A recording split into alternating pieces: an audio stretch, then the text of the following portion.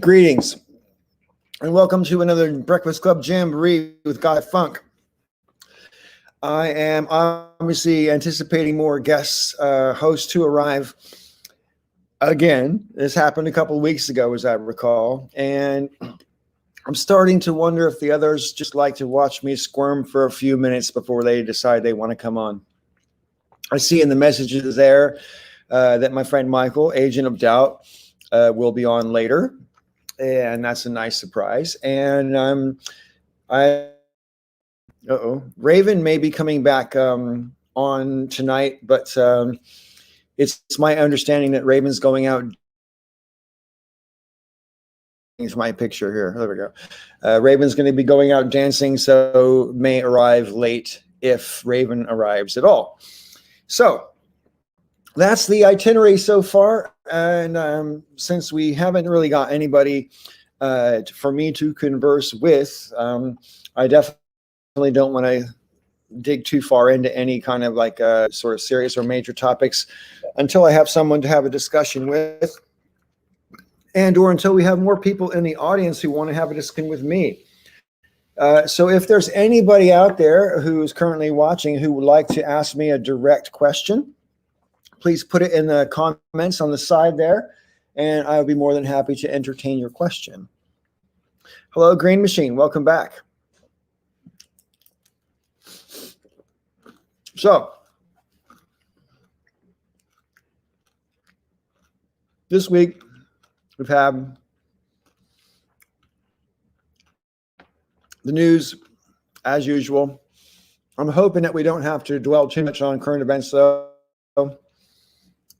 But at the same time, in the post-Trump era, it's less depressing talking about current events than it used to be. Now, maybe that's me. I don't know. Since I said I will entertain questions in the comment section, in the comment section, my friend Michael asked me, when will we get the giant glass earrings again? I don't think I'm ever going to be wearing those giant glass earrings again. I no longer possess them, for one thing. And my holes have shrunk, and I'd have to go through all that stretching again. Now, stretching's not really too cumbersome, especially when you've already stretched your earlobes out once before. But I'll be blunt. I don't think my gal would fancy me as much if I had great, big, massive stretchings in my earlobes like I used to once upon a time when I was more interesting. Greetings, Kazoom. Thank you for joining me so early on, my brother. I was kind of worried I was going to be by myself for the first half hour or something. How you been? I've been all right. Yeah, no real complaints. Tomorrow will be 2 weeks after the second jab, so I'm going to feel a lot more free, that's for sure. So, yeah, well, that's pretty good. I ask you a question, right? I mean, it was a couple days ago, I guess. The president was on the television talking about how if you're vaccinated, you no longer have to wear a mask outdoors, and you won't have to wear a mask indoors if you're with other vaccinated people, and so on. And I don't know if you saw the same thing on Twitter that I saw, Kazoom, but when they made the announcement, there are now sort of people who are against vaccination, whether they're classic anti-vaxxers or they're just, against this particular vaccination for whatever reason. There are some of these people now who are putting on masks who would not wear masks before. And the reason they're putting on masks is to identify themselves as not vaccinated because they don't want. Do you hear where I'm coming? I mean, but Biden says, oh, you don't have to wear a mask anymore if you're vaccinated. And people go, well, I don't want people to think I'm one of those. So they put a mask on when they wouldn't put a mask on for 12 months because of my freedom. And now, I mean, really? What I worry about right now is that since the CDC has made their announcements about, that you don't have to wear a mask even indoors around other people if you've been vaccinated, unless it's like really close quarters indoors, and then they suggest you wear a mask, but still you can do all of these things you couldn't do before. And what I worry about is that people who are just anti-maskers, who aren't vaccinated are going to treat store employees worse than ever when the stores still have a mask policy. Sure. Well, I mean, that's how you can tell the liars from the people in truth, because what will happen is people will say, oh, I've been vaccinated, and they're not wearing a mask, right? But the bottom line is, if you've really been vaccinated, you already care enough. Probably you have probably been wearing your mask, or you wouldn't have been vaccinated in the first place. So you're not going to be that. If you're really vaccinated, you're probably not going to be that customer who's caroling in the store going, hey, I don't have to wear a mask because I've got a vaccination. Because that person who does that is probably lying, because they probably were okay with wearing masks. I can't imagine people who are vaccinated going, okay, well, my job's done now. Everything's back to normal. The rest of the world, I don't know. I just don't. Maybe I'm wrong. In the comment section, Tommy from the Bronx says, the reason for the sudden change is because Dr. Fauci is in trouble. Wait and see. Okay, I'll wait. Thanks for the prediction, though. And Green Machine asked a question in the side. The CDC is telling us vaccinated people usually won't need masks anymore. Have they said why? And I think, if my understanding is correct, what they're saying is the transmission rate is extremely low to almost non-existent between vaccinated people. So if you're vaccinated and I'm vaccinated, the chances of us passing it between each other are pretty small. My understanding is still, though, that you can pass it to people who are unvaccinated. So I'm not so sure that it's as clear as I might like it to be. Yeah. Hello, Joe. Can we see you? No. Can we hear you? I can hear you and see you. Can you hear and see me? Not so sure about that. Yeah, everything's. I'm going to take him off and put him back on. Fine. I could hear and see him fine. Oh, yeah. So, and that's the thing. I mean, you can hear and see him. I can't see him. That's weird. Yeah, I can see and hear you just fine. Sirius. Good to see you, Chiz. Hey, Paul. Sorry, there you are. Okay, good. Yeah. So that's the thing. I mean, I can see. I can see now. Yeah. Yeah. The fact that because we can pass it on to unvaccinated people, and at this point, I'm kind of like, and that's why I still wear a mask. I still want to wear a mask because I don't want to transmit to people who are unvaccinated. But there's another part of me. I'm kind of like, I'm so fucking fed up of like the anti-maskers and the anti-vaxxers and all that stuff. I'm almost like, you know what? You fucking guys don't care about yourselves anymore. Fuck you. Go ahead and die. I really don't care about them anymore. And it's and I hate to feel that way. I don't like feeling that way because I prefer to care about people. But it's like when people are obstinate and basically are gonna push this out, and go out there and just like screw things up. They've been screwing things up for the rest of us for months. We could have been done with this ages ago if everybody was compliant. So, but actually, on the plus side, I was at a gathering today with friends, all of whom were vaccinated.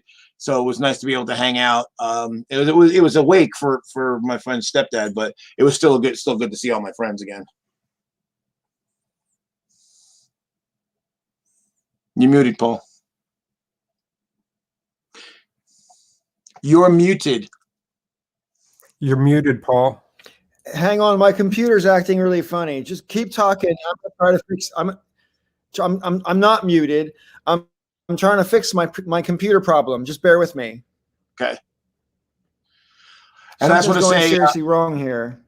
To what Green Machine said about the variants, that's the other big worry, is that as long as the virus keeps perpetuating from it's going to mutate and create new variants, and then that could potentially put the rest of us who are vaccinated at risk again, and we'll be stuck in this eternal hell of hellscape.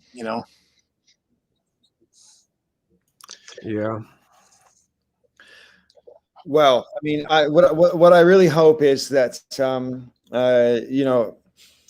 I don't know if we have to go through there. I can't imagine vaccinated people locking down the same way everybody did when they were unvaccinated, 12 months ago or whatever. I kind of wonder if those types of lockdowns are basically impossible now because people have had it, right? I'm not saying that's okay, but that just seems how it is. Yeah, I mean, the biggest problem to me, I think, too, is that a lot of companies are doing this honor system. Well, we know the people who didn't want to wear masks before and made a big deal about it before and claimed that they have all these exemptions that they didn't have. We know that they're not honorable, so we know that they're going to go around and say they're vaccinated when they're not. You know? So we're kind of screwed. Someone's coming to the door. I'll be right back. All righty. Okay. I was going to send a link to Shadow's Going to Kill You, but I don't know how to do it except for on Twitter or Facebook, and I'm not. I can't go into my Facebook right now. Incoming. Drum roll, please, Kazoom. Drum roll, please, Kazoom.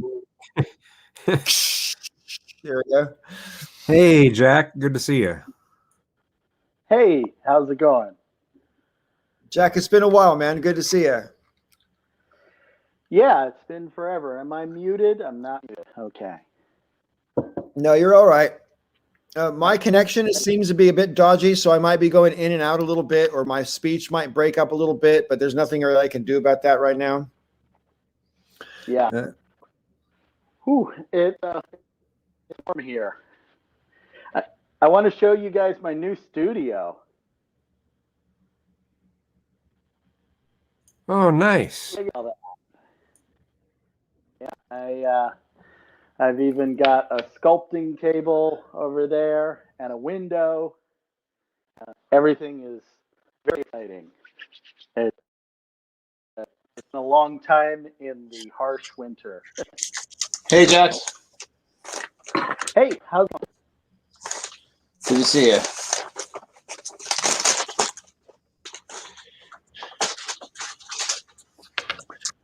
So yeah, so you're well situated now. All right. Situated. I'm excited about it. Wow, my computer's really being a dick, so you guys might have to carry most of the show tonight. I don't know how well is my speech coming through okay right now? Yeah. Some okay, of good, some good. of it is, most of it is, but you know now. Okay, cool. Well, if there's something I say which is incomprehensible, just ask again. Now, now that we've got a full screen of people, I kind of want to start off this show where we left off last week, because the story I started talking about last week hadn't really even made it into the mainstream media when we were talking about it, but since then it has, and that's the awful situation that's going on in the Eastern Mediterranean right now with Israel and the Gaza Strip and what's left of the West Bank. And a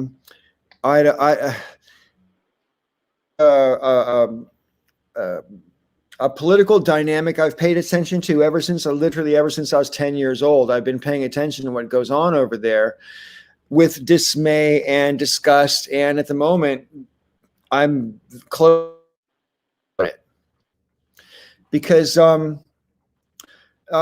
saw a really good meme on Twitter yesterday, which pretty much encapsulated it.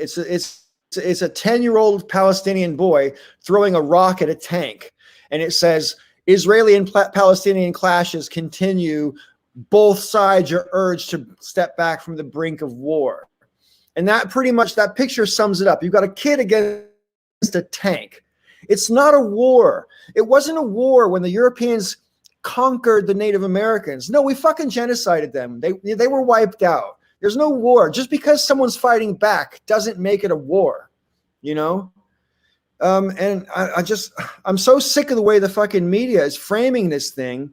Even supposedly liberal out. Well, and to your point, Paul. Oh man, my computer's really dogging me out. Can you guys hear me? I can hear you now. One of my high school. I just want to know where your head is at on all this stuff. Well, I mean, I've been appalled by the Likud party since the '90s. You know, when Arafat and before Likud came into power, when Labor was in power, and so you had Yitzhak Rabin and Arafat, and they had the Oslo Accords, and it was an uneasy peace. There were agitators on both ends trying to stir shit up again, but it was working. And then Rabin gets assassinated. Ariel Sharon takes over. He's kind of milquetoast. Things kind of start to fall apart a little bit, and then that sets the stage for Netanyahu to get in. And basically, they had the attitude as well. That's not that treaty doesn't apply to us. That was a previous administration, and basically totally started pushing things hardline, and things went badly, as you might expect. And then he gets out of office, and things start to improve slowly. And he gets back in there, and it's the same shit. The Likud, he and the Likud party are a gang of thugs. And while yes, still point to like, well, the Hamas and those guys are launching rockets into civilian areas, and that's bad. I'm not gonna suggest that it's not. But again, when you're talking about unguided rockets that are doing very little damage versus what the Israelis now are basically set up to invade the West Bank and kick out the remaining Palestinians. A high school friend of mine who's Jewish put, it's not a war if only one side has an army. So even American Jews are kind of pissed off at what's going on.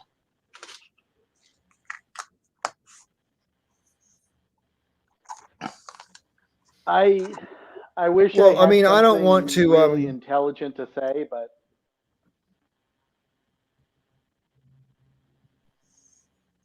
I'm sure you have something intelligent to say, Jack. You usually do. Well, I was just. I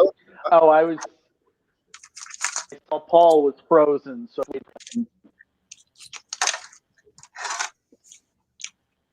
Yeah.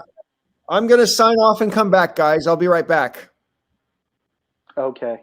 Don't go anywhere. I'll be right back. I'm going to try signing off and signing back on. But the thing. Go ahead, Jack. I'm saying the signal is still not great. You're also cutting in and out almost as bad as Paul was. I don't know if we should try and restart the stream or anything, or if that matters. It might be on your end. I can see you fine. I can see kids fine. He seems to see me fine. Yeah. But really to me, what's in shows where Israel's at right now is there was a strike on offices occupied by foreign media. I saw that. And yeah. When that happens, that's deliberate. That wasn't an accident. That was on purpose. So basically, because Western media, and like you said, Paul even said, Western media has kind of been softball, but just because there's been some criticism, they destroy the offices. It's just like when they attacked the Red Cross a few years ago. I mean, the Likud party somebody needs to do something about it. But unfortunately, since overall the violence has been down, Likud's gotten credit for it. So basically, people are more happy with Likud than they ever have been. Well, in terms of what they get away with, I mean, I think it's not unfair to suggest that they get away with more than any other country in the world except for the United States. Like, for example, 53 or 4 years ago, if my memory serves me correct, the USS Liberty was sunk by an Israeli jet. Now imagine if another country sunk one of our destroyers, right? And what the reaction would be to that. Would we accept for even 1 second that it was an accident or that it wasn't deliberate? I mean, let's say Iran did it, for example. So I get really angry at the exceptionalism that is involved in the relationship that we have. And the fact is that we have plenty of clout that we could be flexing right now, and it just isn't happening. And it makes me really, really depressed and angry at our leaders at the moment. I'm also highly distressed at the tenor of the conversation as far as it plays out on the mainstream media. I mean, what I've seen on MSNBC makes me furious, because you'll see pictures of rockets being fired from Gaza into Israel, and maybe you'll see a picture of an Israeli bomb. There was a famous one that went around a couple of days ago of that 14-story building being leveled, right? And that's obviously terrible. But I think a lot of people don't really realize not just the asymmetry between the two sides, which I think people do sort of understand, but how the conversation is always framed from the perspective of one side and never framed from the perspective of the other. And that just really bothers me. There's not even an attempt at balance. Hello, Michael. Hi. I want to hear from Joe, but he's muted. Joe, you're muted. Yeah. You got to unmute to talk to me, bro. Yeah. So what gets me about it is, and I mentioned this last week, I think, that people still have in their heads this idea that Israel is ringed by these massive Arab hordes that are ready to crush Israel, next Tuesday. And as I said, due to either attrition in the wars they fought with Israel, attrition due to like not being resupplied and having really old shit, or just the political tenor changing, or in some case of Syria, a civil war that's chewed up quite a lot of equipment. Those armies don't exist anymore. They're just not fucking there.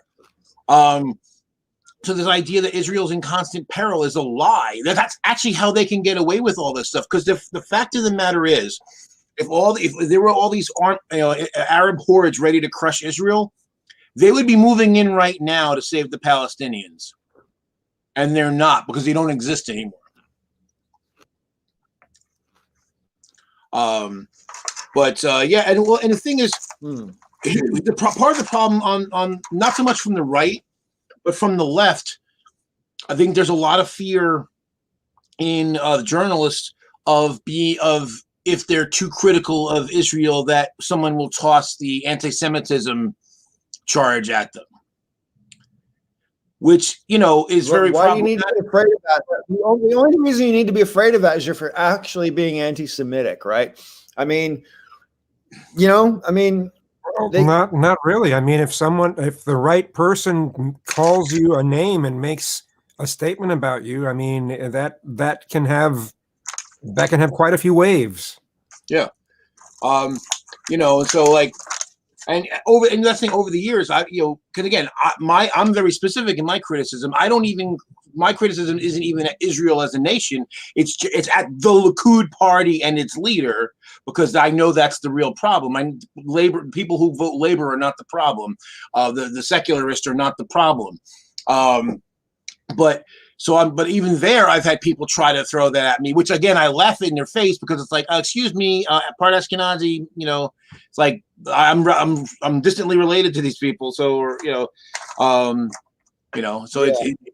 but it does happen. People do try it all the time. I understand what you're saying about the Likud party being the problem, and to the degree that that's true, that's obviously that's fair enough. But obviously, what's been going on over the past 2 or 3, maybe even 4 nights now, is brawls in the streets between civilians. These are not party fanatics or right wingers or anything like that. These are people fighting their neighbors in the streets, and this is, not only is this terrible for everybody involved over there, but I mean, this is what's going to come to America if we don't sort our shit out over here as well, in terms of, people fighting with their neighbors and, just a complete breakdown of law and order. And, but I don't want to go off on that rabbit hole just at the second, because right now it's like, I am most aggravated, A, with the mainstream media framing of this issue, and B, with the fact that what little the president has said about it is beyond weak sauce. It's pathetic. We're not just complicit. We're complicit for sure, but we're not complicit because we're silent. We're complicit because our government is giving them military assistance, which equals enabling. Right. Could I hear Jack's opinion on it? Jack with the G. Jack. Jack, he seemed to fall off the deck. Then he came He's back. back. He switched devices. Oh, here he is. Okay, I'm just going to get him on the screen now. Hang on. I Yeah. didn't know he was back. Okay, there we Yeah. go. Hello. Hopefully this is better. I saw Oh, Green okay. Machine was complaining about my audio volume. Let me know if it's good. You sound great. Much Okay. better than normal. Much better.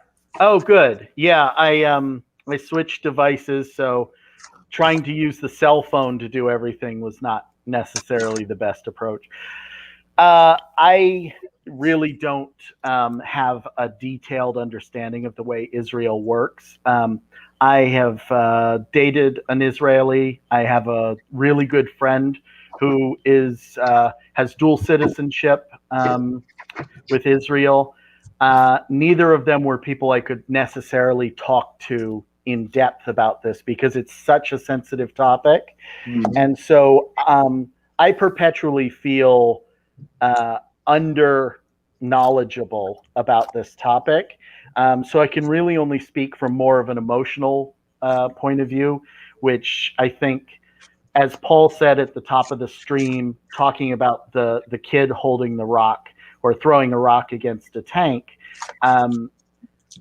as much as various Israeli people in my life have given me all kinds of justifications and reasons for why it's all more complicated than we know, and it's a fair fight, and Israel has to defend itself, and all these other things. It just doesn't resonate with me from what I see. I just see an aggressor state carefully chipping away at a indigenous population. And I'm not sure if there's, like, from everything everybody's told me, I don't feel like there's something I'm fundamentally missing that makes this all okay. Yeah. Right.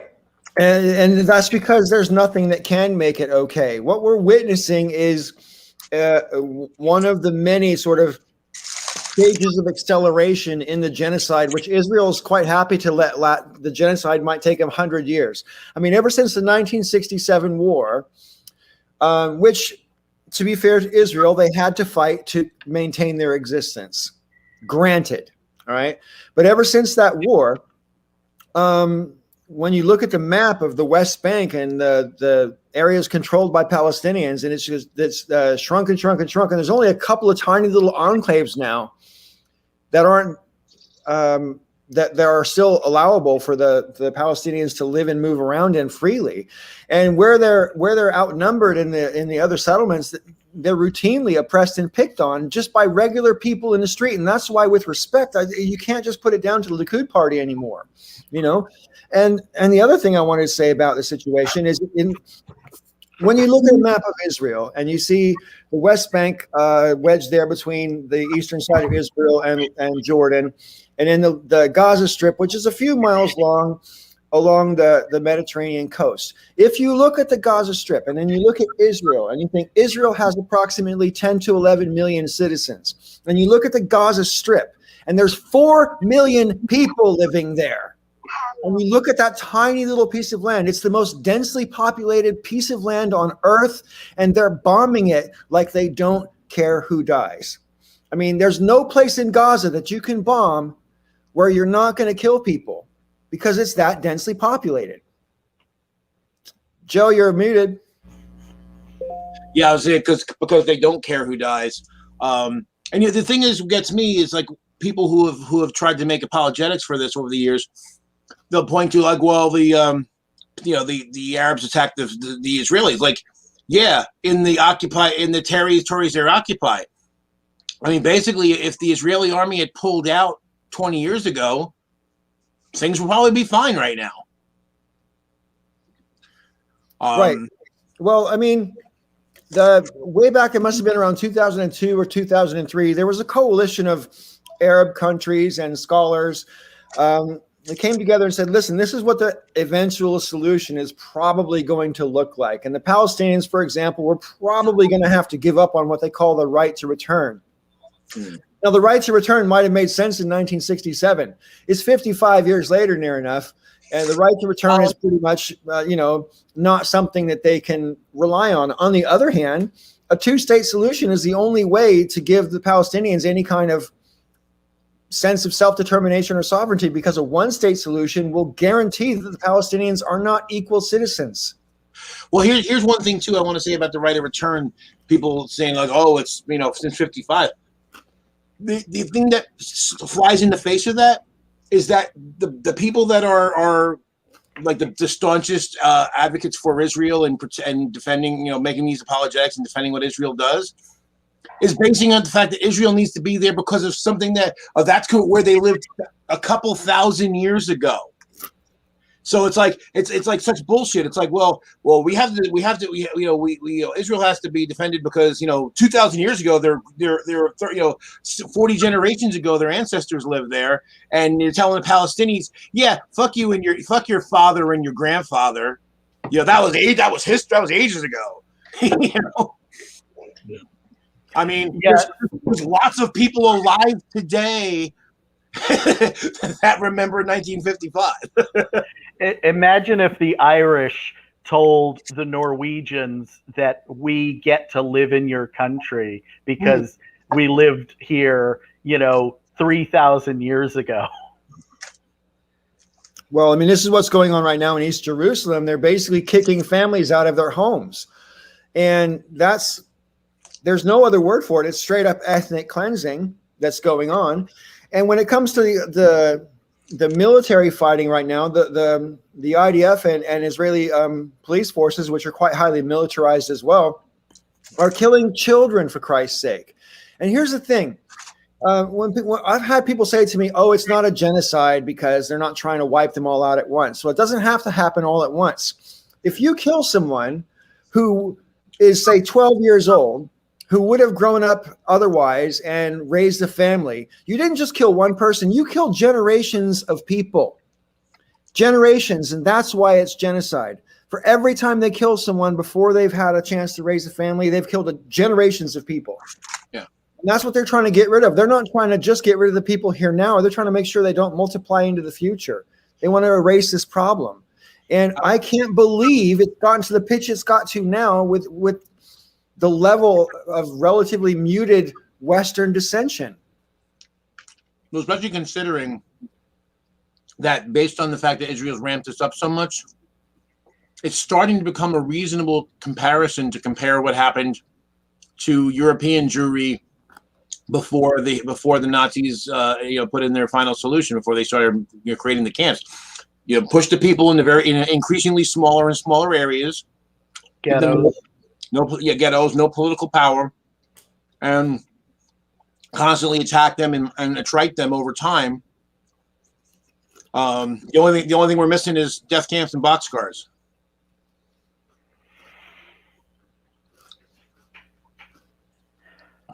I would sooner tell Joe how to be black in America than talk about the fight between Israel and Palestine, because I've at least listened to Joe. What I understand about it is you can't remove the present day context from the context of 1,000 years ago and 100 years ago when you're talking about the Middle East. And I don't have a very good grasp of any of it. Joe says that it would be hard for him to be anti-Semitic being part Ashkenazi. I'm betting most of those Palestinians are closer related to those Israelis. Right.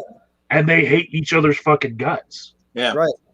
I mean, the Palestinians are a Semitic people, if you want to call it that, so there's really no, the history, you're right. You can't untangle the history from the current situation, because a lot of people's motivation on either side of the argument is partly based on history and heritage, I was just going to say, the area there on the eastern side of the Mediterranean, that piece of dirt from Turkey to Egypt is the most contested piece of dirt on earth. People have been fighting over that for 8,000 years. No, that is not true. What's a more contested piece of dirt?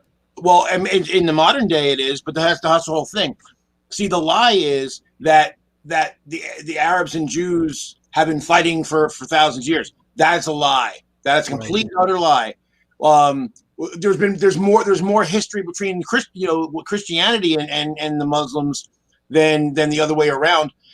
Basically, the modern problem didn't start that started in the late 1800s. This is not something that's going on for hundreds and hundreds of years. I respectfully disagree with that. Israel was. Oh, you're wrong. Well, I might be wrong, but here's the thing: they were conquered by Egypt, they were conquered by Greece, they were conquered by Rome. There's been fighting amongst the various tribes in that region over and over again. It's all written down in the Bible and so on. It's a pretty well contested. Right, but again, you're talking about things that happened a long time ago, and then afterwards, the people that lived in the region generally got along. There were, you had the Crusades and everything. Well, again, but that's European Christians. That's not. That's what I'm saying. It's a contested piece of dirt. I'm not arguing about who's contesting it. Yeah, but people have been fighting over that Ottoman Empire, everything like that. But the thing is, though, is that that's separate from this particular conflict. It is not connected. This is not connected to the Crusaders. This is not connected to the Greeks. This is not connected to the Romans. I didn't say it was. I'm just saying that this particular part of the world, there's been conflicts over and over again. Yeah, fair enough. But the thing is, people basically throw their hands up and they do the thing of, well, they've been fighting for all these hundreds of years. No, they haven't. The Arabs and Jews have not been fighting. No, I wasn't saying the Arabs and Jews have been fighting over it. I'm saying people have been fighting over it. Like empires have fought over it, and so on. Yeah, but you could say that about anywhere in Europe too. I mean, you had the Muslim invasions. You had various tribes. It's not new. This is see, we kind of it's part. See, the reason why I'm being such a stickler about this, Paul, is because I know you're not doing this, but there are people who basically set this up. They basically create this myth. So as a way to fit whatever agenda, whatever side they want to support, or whatever they think, or to the do nothing part, is like, well, this is intractable because they've been fighting for thousands of years over the same dirt. No, not these groups of people. No. Well, I agree with that. Yeah. That's my understanding too. Is that there's a lot of mythology, and the whole idea is to get people to sort of just wash their hands of the whole circumstance by saying, well, these two people simply hate each other. And it's not really the case. No. I mean, any more than, Northern and Southern Irish simply hate each other. There are very specific winners from these clashes. Some of those are religious winners, but a lot of them are simply the states that run them. And obviously, when you have colonial states like, Great Britain was in the Irish conflict, and honestly, Great Britain was a large part of setting up the Middle East exactly as it is. But now you have, Israel, or the Israeli government, I should say, really operating as a colonial state in that region.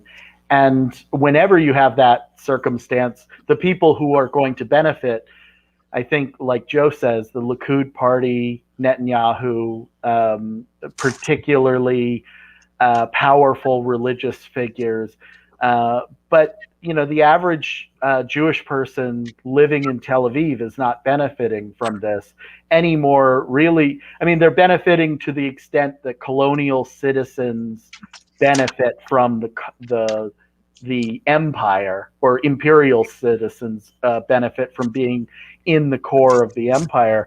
But it's not massively better than the Palestinians. And in real terms, one would think that the average Israeli citizen and the average Palestinian do have a lot in common and can find that common ground.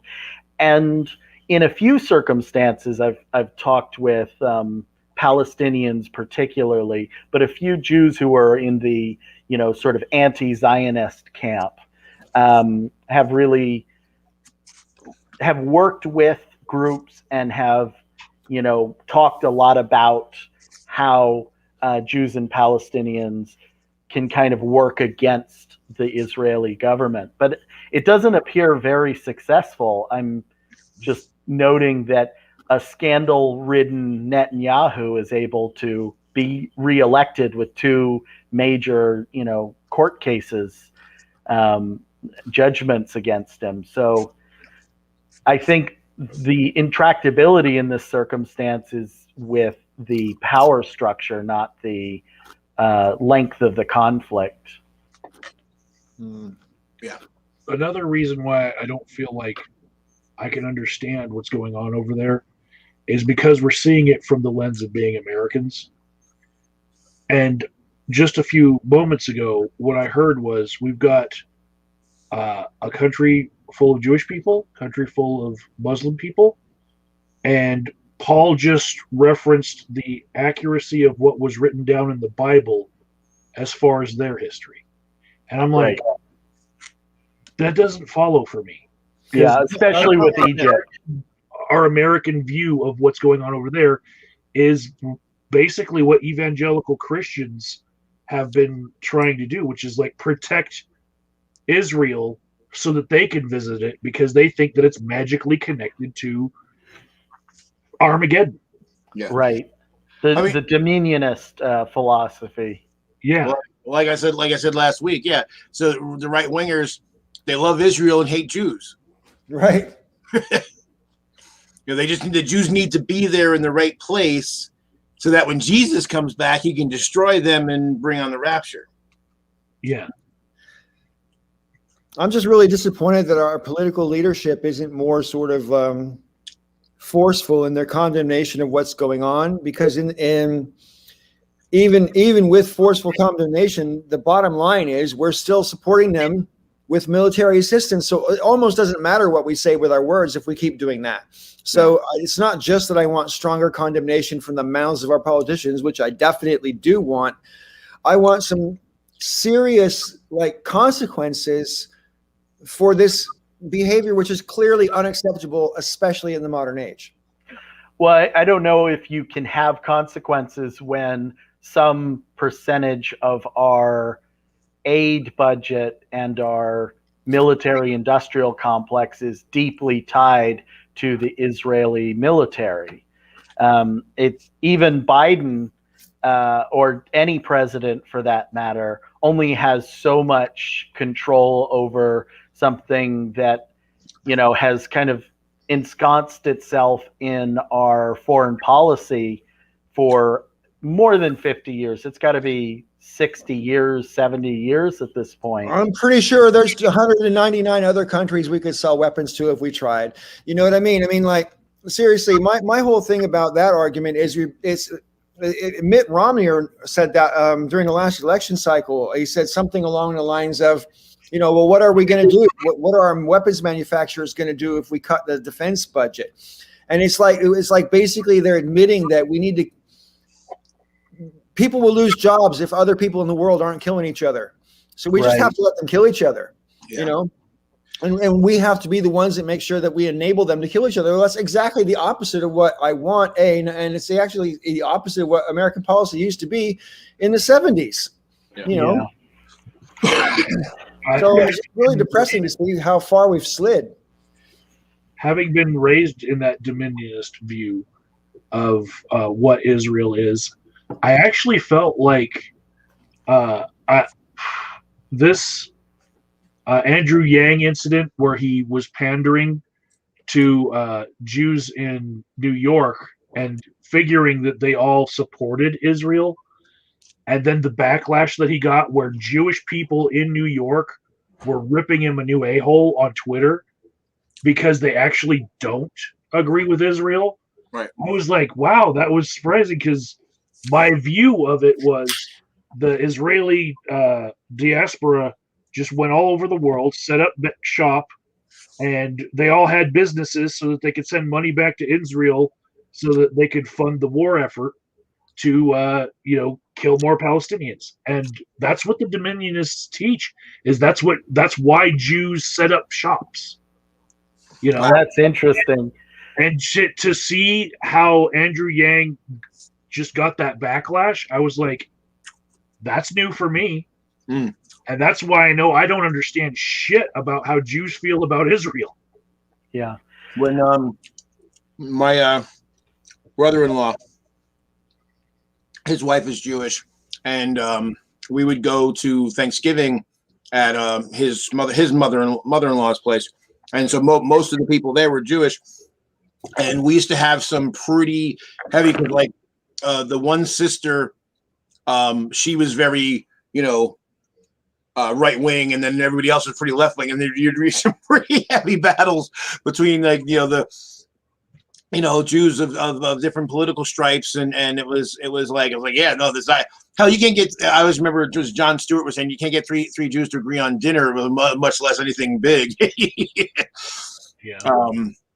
Yeah, they're not of one mind, but that's unfortunately we do that with practically everybody, right? We kind of paint groups of people as a hive mind, and the reality is usually very different.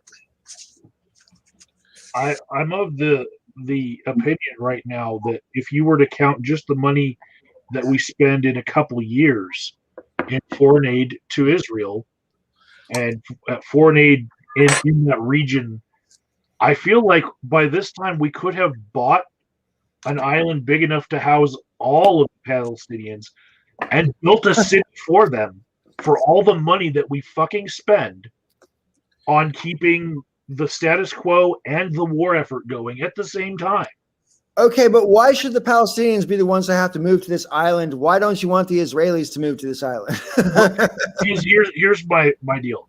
I actually, having been a fan of Rage Against the Machine for a while, I've heard more pro-Palestinian side of things, and I just want to have them have better land where they can grow shit. Right. Because that area is fucked for it's a desert, Yeah, well, that's actually one of the biggest things. Like people, some people do it out of ignorance. Some people do it as part of their agenda, but they do try to build it up as this big religious thing.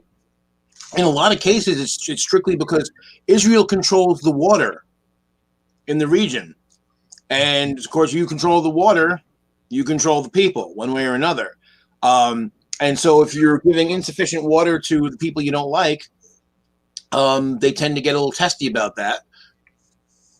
Well, there's been loads of examples of things like Israel, when they were building the wall between the West Bank and Israel proper, must be 20 years ago now, they decided to bulldoze some Palestinian olive groves.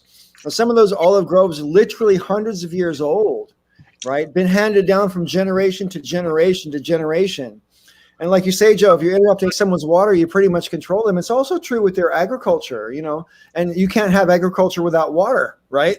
So, I mean, there's so many insidious ways they chip away at this thing. And they've been doing it for 55 years, since the 1967 war, so nearly 55 years.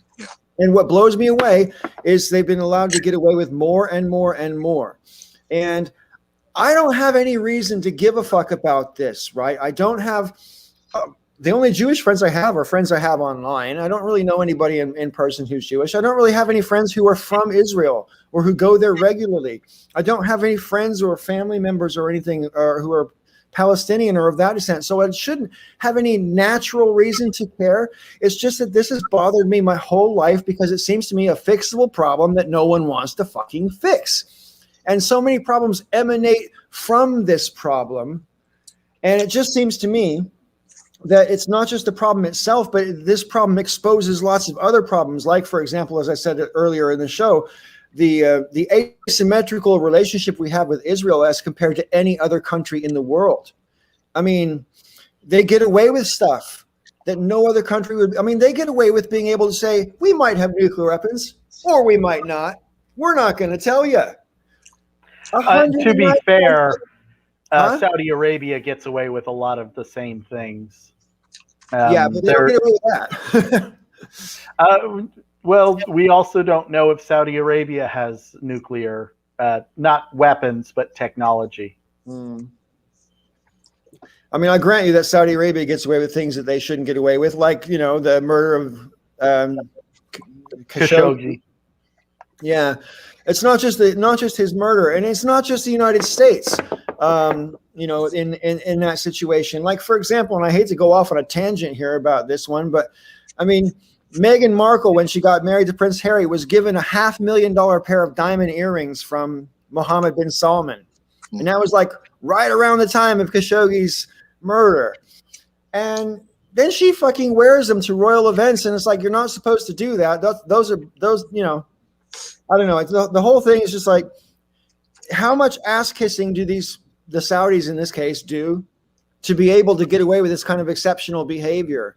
I mean, the answer is they spend hundreds of billions of dollars on our weapons. Yeah, I think that's part of it, as I said earlier. But I also think that rich people are simply a different country that all share. I don't know if you've ever read the book Richistan by Thomas Frank, but he proposes this idea that there is a global country that is overlaid on top of the earth that is just for the rich. And Richistanis have much more in common with each other than they have with anybody else in any of these nations.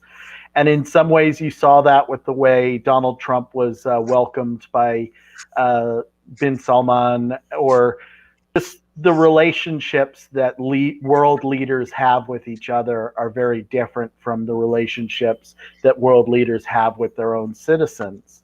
And so to a certain extent, what you have is these guys are all kind of in the same club, or, you know, they all share sort of a general sense of solidarity with each other that they don't necessarily share with anyone but the richest members of their own country. There's definitely something to that.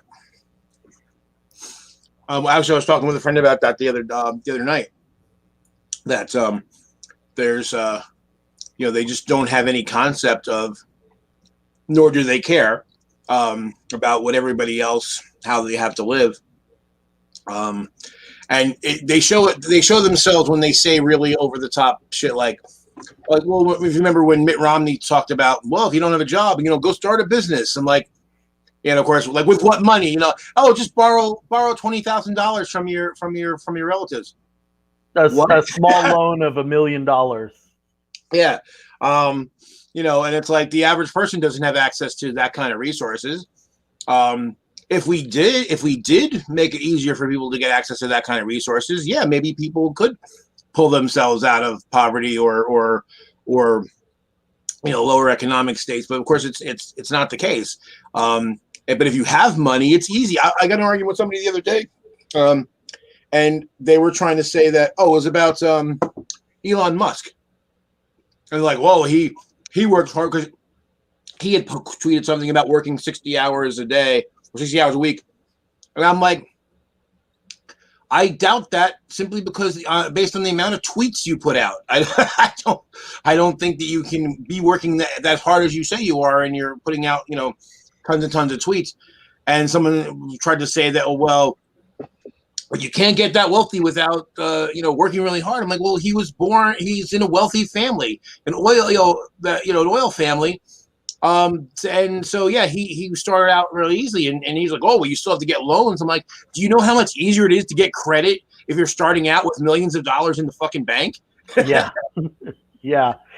Green Machine in the chat was talking about, can you start a business with 20K? And I mean, I have started a business with less, but I also have spent, you know, well over a decade growing to the point where I'm not homeless. Right. Well, when I started my business, when I had my body piercing studio in the UK, we were doing everything ourselves. We didn't hire any contractors to help us do the remodeling for the shop or make the signs for the outdoor. We did everything. And because we did it all ourselves, I was able to open that shop for less than 6,000 pounds. 3,500 pounds of that was buying stock to initially open with, you know, so buying stock wholesale and whatever. And again, I did everything dirt cheap. I bought end of lines and all kinds of stuff just so I could have a shop full of stuff, right? And then the rest of it was obviously the, you know, getting into the unit and everything like that. So I managed to get in there for like $6,000. But I don't think you can do that in any part of America. I don't think you can open a shop and on $6,000. Mind you, that was 20 years ago. You might not be able to do it in Britain now either, right? I don't know. Yeah. Well, I mean, I started my business with less, but my business is very different. I don't have a storefront. Right. It's engineering. So I had the computers already. I had the software I needed. So in my case, I had to spend a few $1,000s, but yeah, I got mine going for less than $5. But over the years, though, to kind of grow the business and make it more professional, certainly now I got an actual office, and I've got like almost $20,000 in furniture, office furniture, let alone anything else. Right. About $60,000 in computers, and so it goes on. I'll tell you an amusing thing, Michael. Earlier, before you came on screen, you were asking me when are we going to get the big dangly glass earrings back that I used to wear when my channel first started. And I'm going to tell you all this. I'm on my own at the moment. My gal's off with some friends out for drinks tonight, so I can say this out loud without embarrassing anybody. But I'm not allowed to tell my other half's family that I was a body piercer for 14 years because she's very worried about, especially when it comes to her parents, what images it's going to bring into their mind. It's like she's afraid her mom will just have me in her mind, piercing 1,000 dicks or whatever, and that will just like color their impression of me. So I tell people when I'm in St. Louis, I tell people that I used to have a shop, but I don't say necessarily what the shop actually used to be or what I did there. But sometimes it's a bit tricky, right? Because I've got these piercings in my ears still. And, why do you have those piercings in your ear? Oh, I used to sell body jewelry in my shop. I just say they sell the body jewelry part. That's the only part I can really say. And we all know Paul only pierced 800, 900 dicks tops. I mean, shit, on a good year. No, it's I don't even know. It's Green Machine says it was only 150 dicks. That's actually not far off the correct number. I never counted the exact number, but I know it's somewhere between 150 and 250, and I know the exact number for women down below was more than twice that. Because women are way braver than men. When women have had a baby, they come into your piercing studio like, look, I'm not afraid of this. I can have a baby. I can do anything, And I think that's valid. Yeah, very much so. Anyway, I just thought I'd amuse you guys with my little personal anecdote because I'm incognito. I'm a former body piercer who's in the closet. Well, I will say one difference between the men and women getting it. I mean, it's the male equivalent would be getting one in the scrotum, and I'd be much more likely to get one in the scrotum than through my dick. Because if it's through my scrotum, my dick's still going to work. If I go through my dick,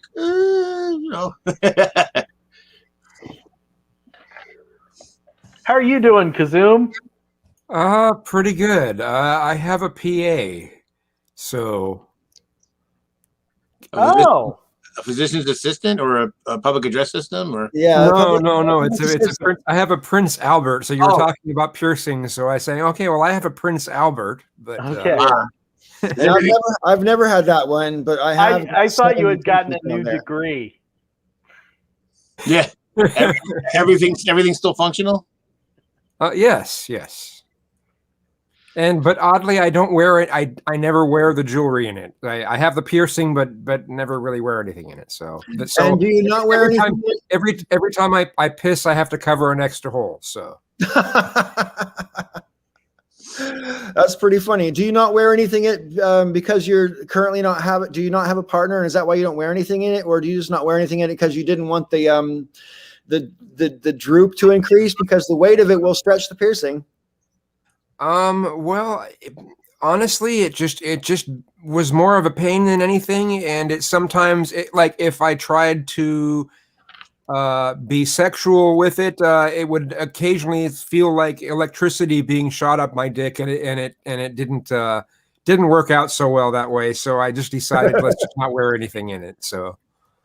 Wow. Yeah, see, that's why I would never do it, because it's just, let's see it. That sounds exactly like what I was afraid of.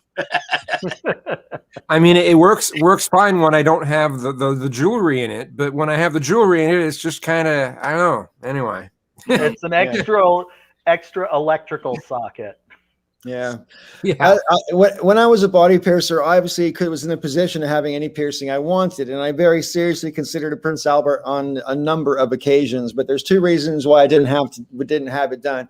Reason number one is I ain't letting nobody else do it. I'm going to do it to myself, and that takes a lot of nerve, my friends. All right. Okay, that takes a lot of nerve to pierce yourself in any position, but in that position, it's a thick piece of skin. It takes extreme precision.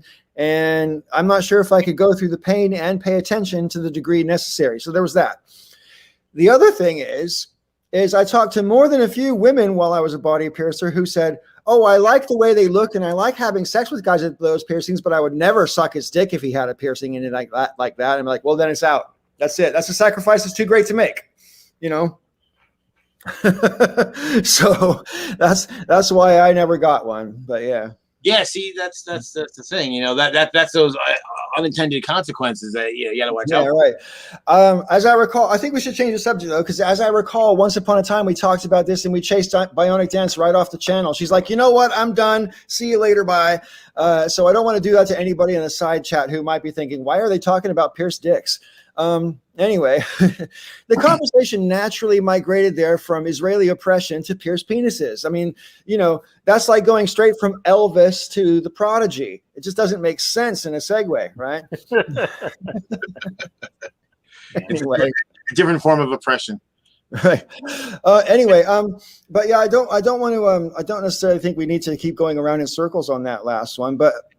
Vegas in the chat was asking if we talked about the mask mandates coming down, and we did a little bit, but we didn't really go around it because I think there's a little bit of confusion out there. I would actually count myself among the confused slightly, only because I'm more worried about. I'm not confused about my own safety, so whatever, but I'm just more worried about people, as was discussed, people getting in fights in supermarkets or restaurants or whatever, because now you can say, oh, I was vaccinated when maybe you haven't been vaccinated and you just want to cause a stink. You know what I mean? Because causing a stink seems to be like the in thing. Well, yeah, social media gives you clout for it. Right. Yeah, I'm we need a better word than this, but I'm half-cinated. Half-cinated. Yeah. I got my first shot of Pfizer and no pain or anything, really easy. I'm looking forward to my second shot. I'm very excited. Told the woman who did the shot I was very excited to get it. I definitely am done with this pandemic, but I'm not done with masks. I like masks. I'm keeping them. I am dedicated to it as part of my fashion ensemble, and I will perpetuate the mask wearing for as long as socially acceptable and beyond. And beyond. What I'm going to be doing is, you know, those like Clorox wipes or whatever, right? Those, I'm going to have those with me from now on. When I go to the grocery store, when I want to open up any of the doors or any of that, I'm going to still have those with me because, you know, during this time I've been able to keep I didn't get a flu shot, but I didn't get a flu.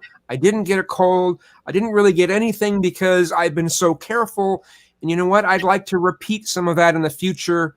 Sure. So I'm going to keep up some of those habits. I don't know anyone who's had a cold or the flu for over a year now because we've all been socially distant and or wearing masks.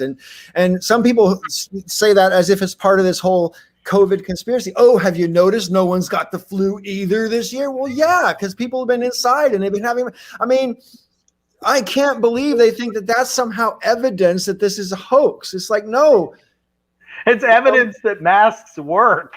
Exactly. Right. Masks and social distancing. It's hilarious. It's like, you know, well, somebody said it to me because they were trying to say that, well, we're counting every single illness as COVID. I'm like, no, it's just COVID is so fucking contagious. It's the only thing contagious enough to get past the, you know, what precautions we're doing because people are not everybody is taking precaution. So as to why do we think people will fight over the mask? Because they have been already. That's not. I mean, that's the thing. I mean, there's tons of videos of mask holes going out there and causing trouble because they don't want to wear a mask, or they'll put a mask with the thing cut out so it's not actually doing anything, or whatever, or they'll wear it on their chin, or they'll wear it under their nose like the dick nose that they are.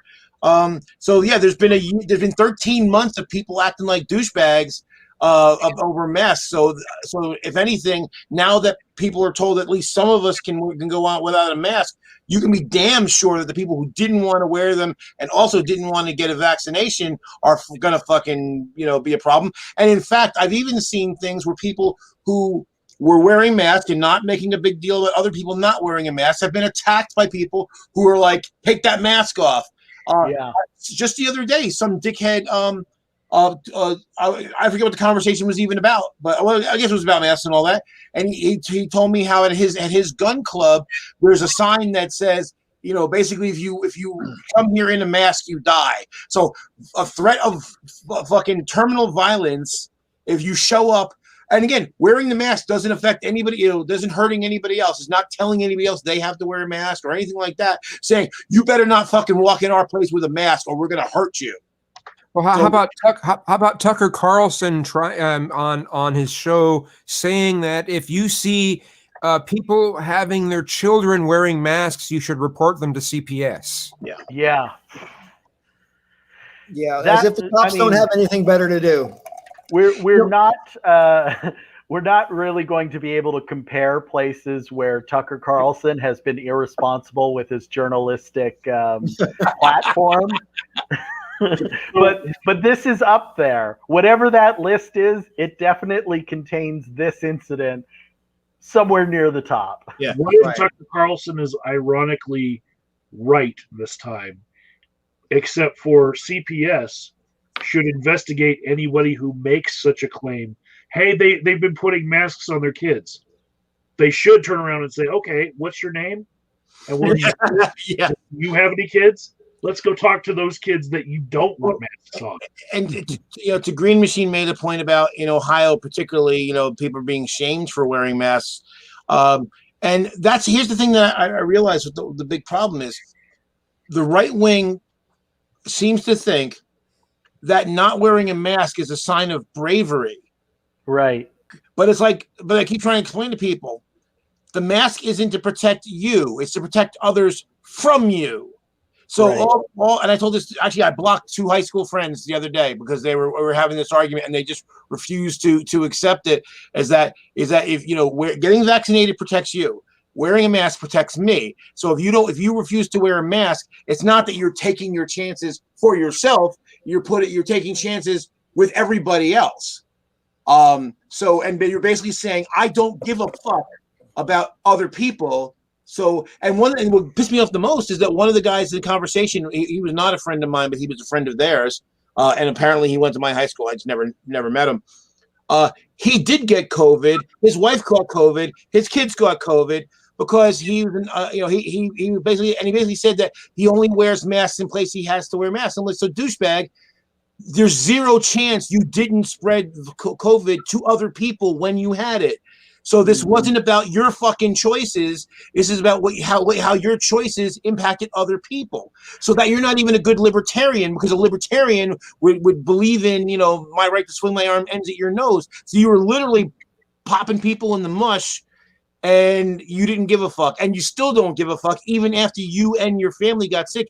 And the sick part is his wife was still suffering, even though she's cleared of the virus, was still suffering after effects. You think that would wake somebody the fuck up. But no, again, they think it's about brave. I'm brave. Just like when Trump, after he got out of the hospital, what did he do? He went on the balcony and he took his mask off, and they all cheered like he was a fucking brave warrior. We're getting to the central aspect of conservatism, which is a total lack of empathy for other people. Yeah. Go ahead, Kazum. I was just going to say, I think about how stubborn so many people for years have been about smoking cigarettes and its effect on other people. And you just have to think about, even after all these years, there's still people who are really stubborn about that subject, and they're still really upset about states that ban indoor public smoking. And then you compare it to this, and it's just like, yeah, it's the same kind of stubbornness. Right. Joe, I just looked it up, so I know. But what percentage of the people in New Jersey do you think are vaccinated right now? I thought I saw the number, but I could be wrong. I want to say it was somewhere between 50 and 60%. It's 43.25% of the population of New Jersey right now is vaccinated. Now that's fully vaccinated. Fully vaccinated, both shots. What's the percentage? Do they give the percentage of people that have at least one shot? No, fully vaccinated is 43.25. It might have been the number I had in my head might have been people have had at least one shot. Okay. How about Washington State? Washington is just 38.9% is fully vaccinated. Ouch. Okay. Yeah. Oregon? Oregon. We're asking Agent of Doubt to be Google. Yeah. 37.7%. Oh boy. But still, all of the states that we live in this group are in the top half. Yeah. Wow. Well, I will say Portland has been extremely good about both social distancing and masks. I rarely see people without masks in various public venues when I go to the grocery store or anything like that. I've only run into one person who, was like, take that mask off or whatever. And I'm getting out much more frequently now than I have been for the last, year really. And it's just because I've got a project going on. So I'm doing a lot of shopping for materials and things like that. I'm in Lowe's or Home Depot or whatever. And I have to say, I don't know what it's like in every state, but from what I gather from just seeing news reports and Twitter and things like that, I feel like Oregon is in the more responsible group of states in terms of how consistent everyone is. Here's the top 10. I think I found the same site that Mike's looking at. So Maine, Connecticut, Massachusetts, Vermont, Rhode Island, New Mexico, New Jersey, Hawaii, New York, and Maryland. Those are the top 10 states. What's the worst state, and what's the percentage? Well, take a guess, and we'll see if you're right. West Virginia or Louisiana. Arkansas. Mike? Mike, you're looking at the list. Kids? Texas? I don't know. Okay, reading backward. Mississippi was the worst, followed by Alabama, Arkansas, Tennessee, Georgia, Utah, Louisiana, Wyoming, Idaho, South Carolina, and Texas. So good guess. Oregon and Washington, middle of the pack somewhere. Yeah. Well, Mississippi literally is the buckle of the Bible Belt, right? So I mean, like that's it seems to me, anecdotally anyway, that there's a pretty big overlap on the Venn diagram between anti-vaxxers and evangelical Christians. Yeah. So, and I think racism. an awful lot of them in Mississippi. If my memory is correct, back when I first started my YouTube channel, Mississippi was 91% Christian, which is, think about it if you're an atheist in Mississippi. Can you come out as an atheist in high school? I'm seriously asking the question. No, I wouldn't. I mean, here's the thing: Mississippi, most religious state, most conservative state, poorest state. Paul, I'm sure that's just a coincidence, though, Joe. Complete coincidence. Alabama is like the second most conservative state, second most religious state, second poorest state. Paul, Arkansas, 333. In 1997, I was in Biloxi, Mississippi as a soldier stationed on Keesler Air Force Base. I was dating a girl 1 year younger than me, and she was finishing up high school. I went to her prom. It was a segregated prom. Wow. That was 1997. 1997. One song would play, and all the white people would go out on the dance floor. The next song that played, they would get off, and all the black people would get on the dance floor. Are you serious? I'm dead serious. It was a segregated high school.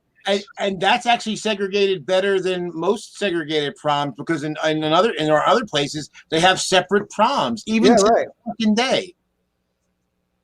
Jeez. That's I don't know. I have a hard time wrapping my head around stuff like that. I mean, the thing with the dancing, it makes me laugh because it's almost like white people like, I don't want to dance in front of black people. They're laughing at me. Yep. I remember the first time I saw a black person do the electric slide, and I went, oh, because I'd always seen it, and I'm like, this is the stupidest fucking dance I've ever seen in my life. And then I saw somebody actually do it correctly, and I'm like, oh, that's what it's supposed to look like. Yeah. I'm going to visit family and friends in UK next month, and I'm quite surprised that some of my British friends are saying, let's go out dancing. And you know, last summer I had the horrifying realization that I might never go to a nightclub again, because I didn't know how long the pandemic was going to last. I didn't know if we were ever going to get a vaccine last summer, et cetera, et cetera.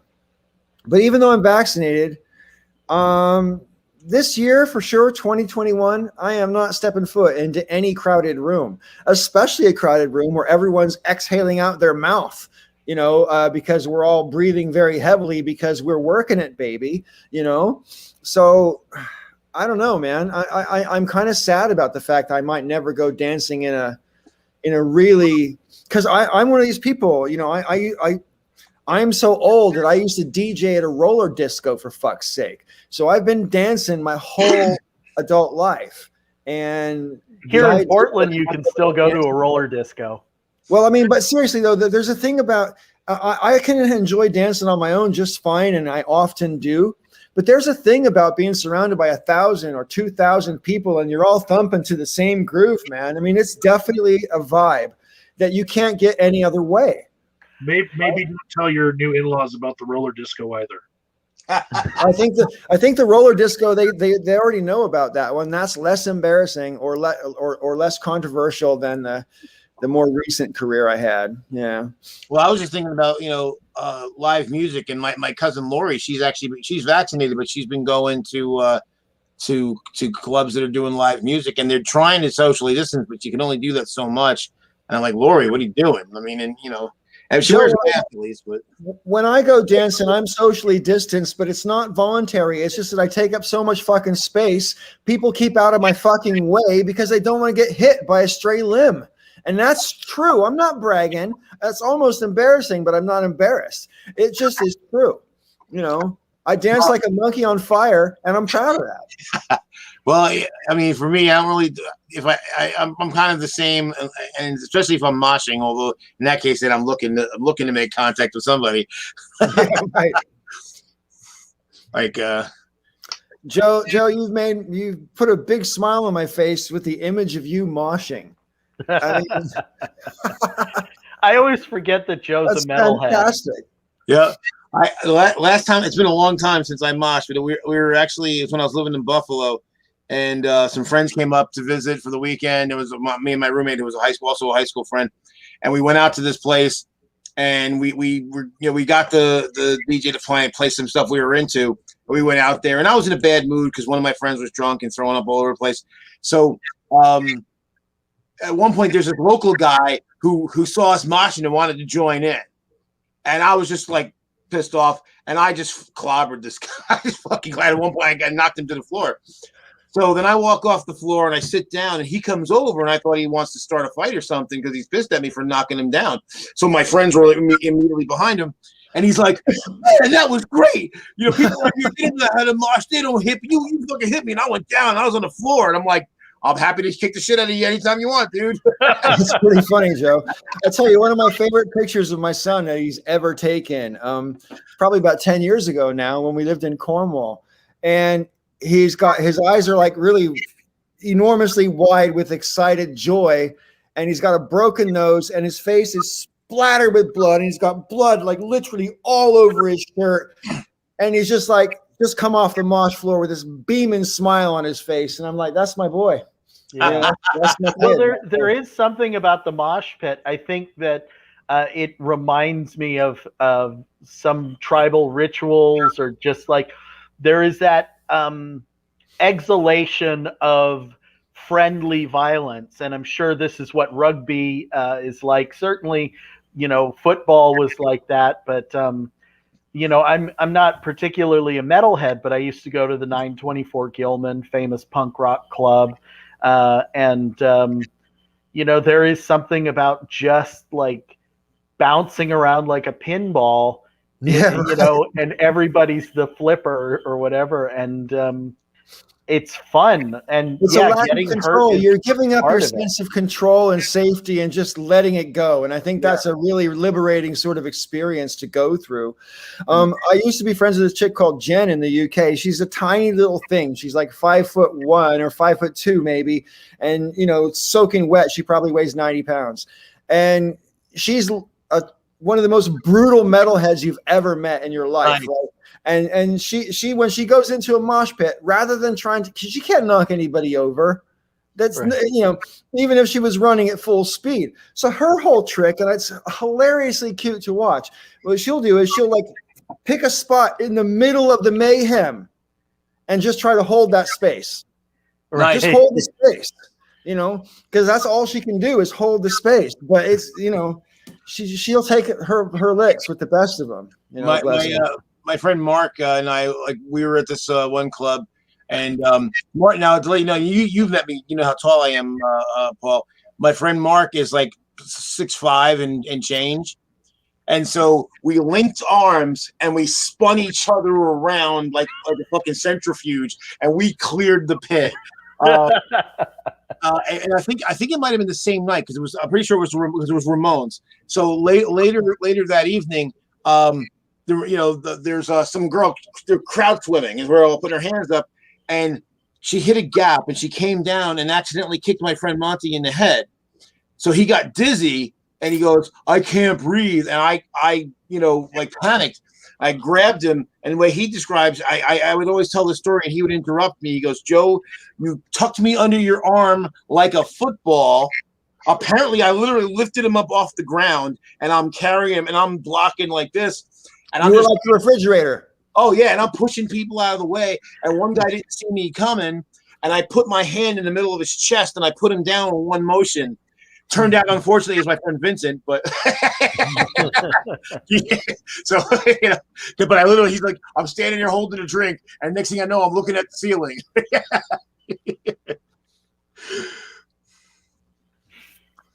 Kazuma, you ever go moshing?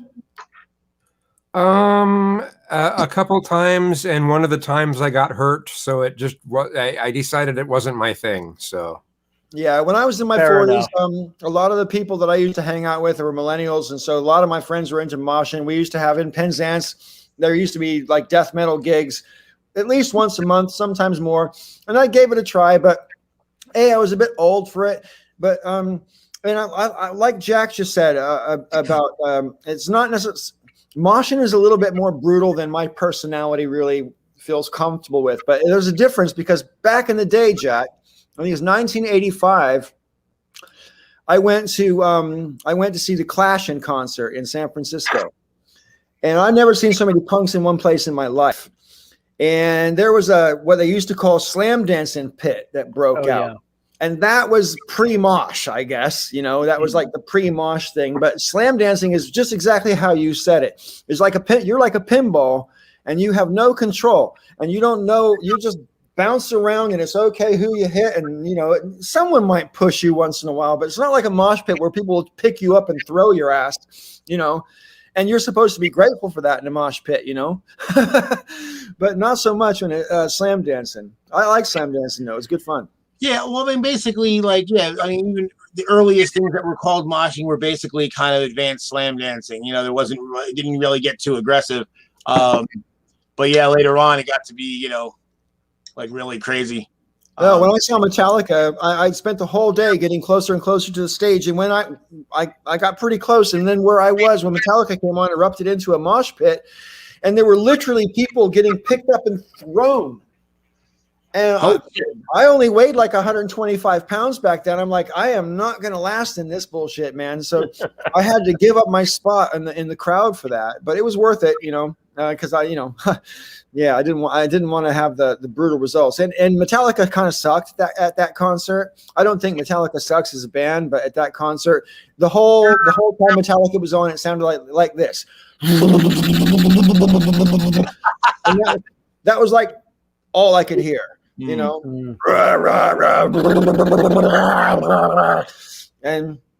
got nothing against Metallica or black metal or death metal for that matter, but whoever was in charge of the sound desk that day should have been strung up. The only bad experience I had in the mosh pit was I went to see Guar at City Gardens down in Trenton area, and there were a whole bunch of skinhead, like neo-Nazi skinheads. And they surrounded the pit, and then they basically did a crush in, and they were basically like crushing people.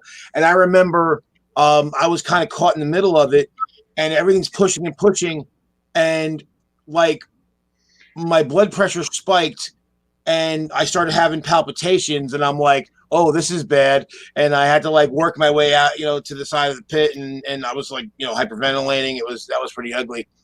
But the funniest thing I ever saw in the mosh pit was at a club called the Roxy in New Brunswick, New Jersey, and everyone's moshing, having a good time. It was more like slam dance because it was more like an alternative rock crowd. And this young woman comes up and she's just like, "Oh, grow up!" And she did her finger snap and all this bullshit, and she stepped out into the pit. It's like she was going to walk across the floor, and she was immediately decked, and it was fucking hilarious. Yeah, I mean, occasionally people cross the line in mosh. I do remember there was somebody who had razor blades sewed onto the jacket. They were more like football pads that were on top of his leather jacket, and the razor blades may not have actually been sharp. It's possible they were dull. But just when you see somebody wearing something like that walk into the mosh pit, you're like, yeah, the fun's over. Yeah. I actually know someone who one of my former friends in the UK. He went to see the Prodigy wearing these new rock boots that had steel toes in them, and one of his friends ended up literally horizontal on the ground, and John, in his frenzy, ended up kicking him several times in the abdomen, and that poor fucker had to be taken away in an ambulance, and he had his spleen removed. So this guy lost an organ. And it's the Prodigy, for fuck's sake. I mean, come on. You know what I mean? Yeah. So my worst injury happened at a Nine Inch Nails concert, and I wouldn't have figured it would have happened there because I've seen much harder acts. Oh yeah, Trent Reznor is actually more like doomer music than ferocious, I would say. It was a show where two mosh pits broke out on right next to each other, and there was just a very thin line of people between them, and then that line kind of disappeared, and it like the two pits came together, and then that would happen all night, where it would be one big pit, but then it would turn into two little pits. What happened to me was somebody was stepping on my foot at the exact same time as somebody else knocked me over, so my foot was firmly planted on the ground, and the rest of me hit the ground, and it pulled the muscles on the top of my feet. Oh, ouch. I went to the hospital where my dad worked, and I was actually in the Army and on vacation. My dad worked in a military hospital, and they did x-rays and everything, but there was nothing they could do. I just had black and blue bruises in stripes over the top of my feet. Ouch. I looked up, just out of curiosity, I looked up on YouTube to see, any video of moshing. And it's like this video says top 10 mosh pits of all time. And they're mostly just people just jumping up and down, like pogoing. And it's like, that's no. That's those are not the top of all time. Believe me. Yeah, well, I mean, YouTube benefits anybody who puts numbers in a list, and so somebody just got whatever 10 pieces of footage they could find. Yeah. That's a good point, and that's I guess why we see so many videos that are like 7 reasons why something, which could have been summarized in a paragraph, but we had to enumerate them. Yep, because YouTube and the algorithm, all hail the algorithm. I wish it was that simple, because one of my favorite videos that I ever made, in all my modesty, is called the top 10 reasons why not to believe in the second coming. And I think that video is like super clever, but the algorithm does not help it at all, because I don't monetize anything. That's because it's atheist content. Yeah, and I don't monetize anything. I've never have monetized anything. So there's no reason for them to go, hey, this is a top 10 video, so let's push it up there. Yeah. But yeah, it's just another example of my genius that will go forever unappreciated. Okay. Is Marilyn Manson guilty of sexual assault? Probably. Yeah. I'd Yeah, say it's hard to know. We weren't there, but it's likely. My opinion of that is, I don't see that as any more or less likely for Marilyn Manson than any other stranger you might name. I mean, the bottom line is people don't know what happens in private. And when it comes to people who have self-confessed kinks, things can be consensual that if you describe to someone else that might be beyond their comprehension that such a thing could be consensual, like cutting each other, for example. I know plenty of people who do that, or I used to know, I should say, plenty of people who did that. I try really hard not to judge people's kinks, but a lot of kink is consensual. And so for as far as Marilyn Manson is concerned, I would be shocked if Marilyn Manson had a tame sex life. Wouldn't y'all be shocked if you found out that he never did anything but the missionary? I mean, really? Yeah, vanilla. Yeah. You'd be shocked, right? If that there was happened, a joke going around. On Twitter and Tumblr that Nicki Minaj was asexual. It's an obvious joke just because of her music. Right. Maybe Paul, you don't know her music, but really. it would be a fun couldn't name thing single to song. have as a reality. That'd be hilarious. Right. Well, I mean, I don't know. I think in the comments section, Vegas says, so Chris Hardwick nearly lost his career over sexual assault claims. I don't know who Chris Hardwick is. I can speak to this a bit. And I mean, I think that there's a different standard. Chris Hardwick is famously the creator of The Nerdist. He's written The Way of the Nerdist, I think, the book. He's famously an alcoholic, talks about it a lot. He has also talked a lot about being a pretty shitty person when he was an alcoholic. And that part of the reason he's been sober and worked really hard to get sober is because he had been a shitty person. I think that the milieu is totally different. If you're talking about Marilyn Manson, the standards that apply to Marilyn Manson in his community with his fan base versus the standards that apply to Chris Hardwick, who is much more of a uber left wing, sort of like in the vanilla, like liberal sense, left wing. He exists in a sphere where cancellation is a lot more likely than it is for Marilyn Manson. Marilyn Manson simply is not could not hew to the same standards as the community Chris Hardwick is in, because Manson's entire aesthetic is countercultural, to a large degree, whereas Chris Hardwick, his entire aesthetic is, I'm a good male feminist. And so, it's a much different set of circumstances, I think. And I think that context matters. Yeah.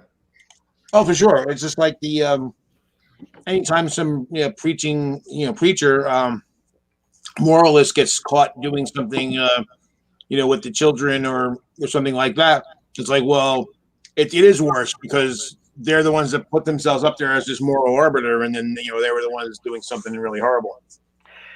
Yeah, you also have a set of circumstances where, Chris Hardwick is in a particular sphere of the internet where everyone's expected to apologize for their misdeeds, and also apologies are rarely accepted. Right. That sort of Twitter world. And Marilyn Manson's in a community where just apologizing would be the thing people would be upset at him for. Like, why are you giving in and apologizing? So it's the fact of differences in different spheres is not surprising, and it's not, particularly scandalous. Now,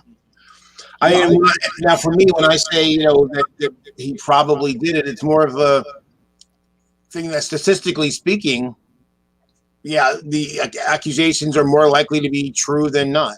That doesn't mean everyone who's accused is guilty, but just statistically speaking, if you side with the victim, you're more likely to be right than the other way around. Well, so I understand that that's like true for like your normal person in the everyday world. When it comes to celebrities, they're in a slightly different bag because they are legitimately targets, and that people were prepared to believe that Marilyn Manson caused Columbine. Okay, right. So, there's certain people that there's an abundance of will to believe the worst about, like right. I'm guilty of that as well. I mean, tell me something scandalous about Matt Getz. I'll be like, really? Wow. You know what I mean?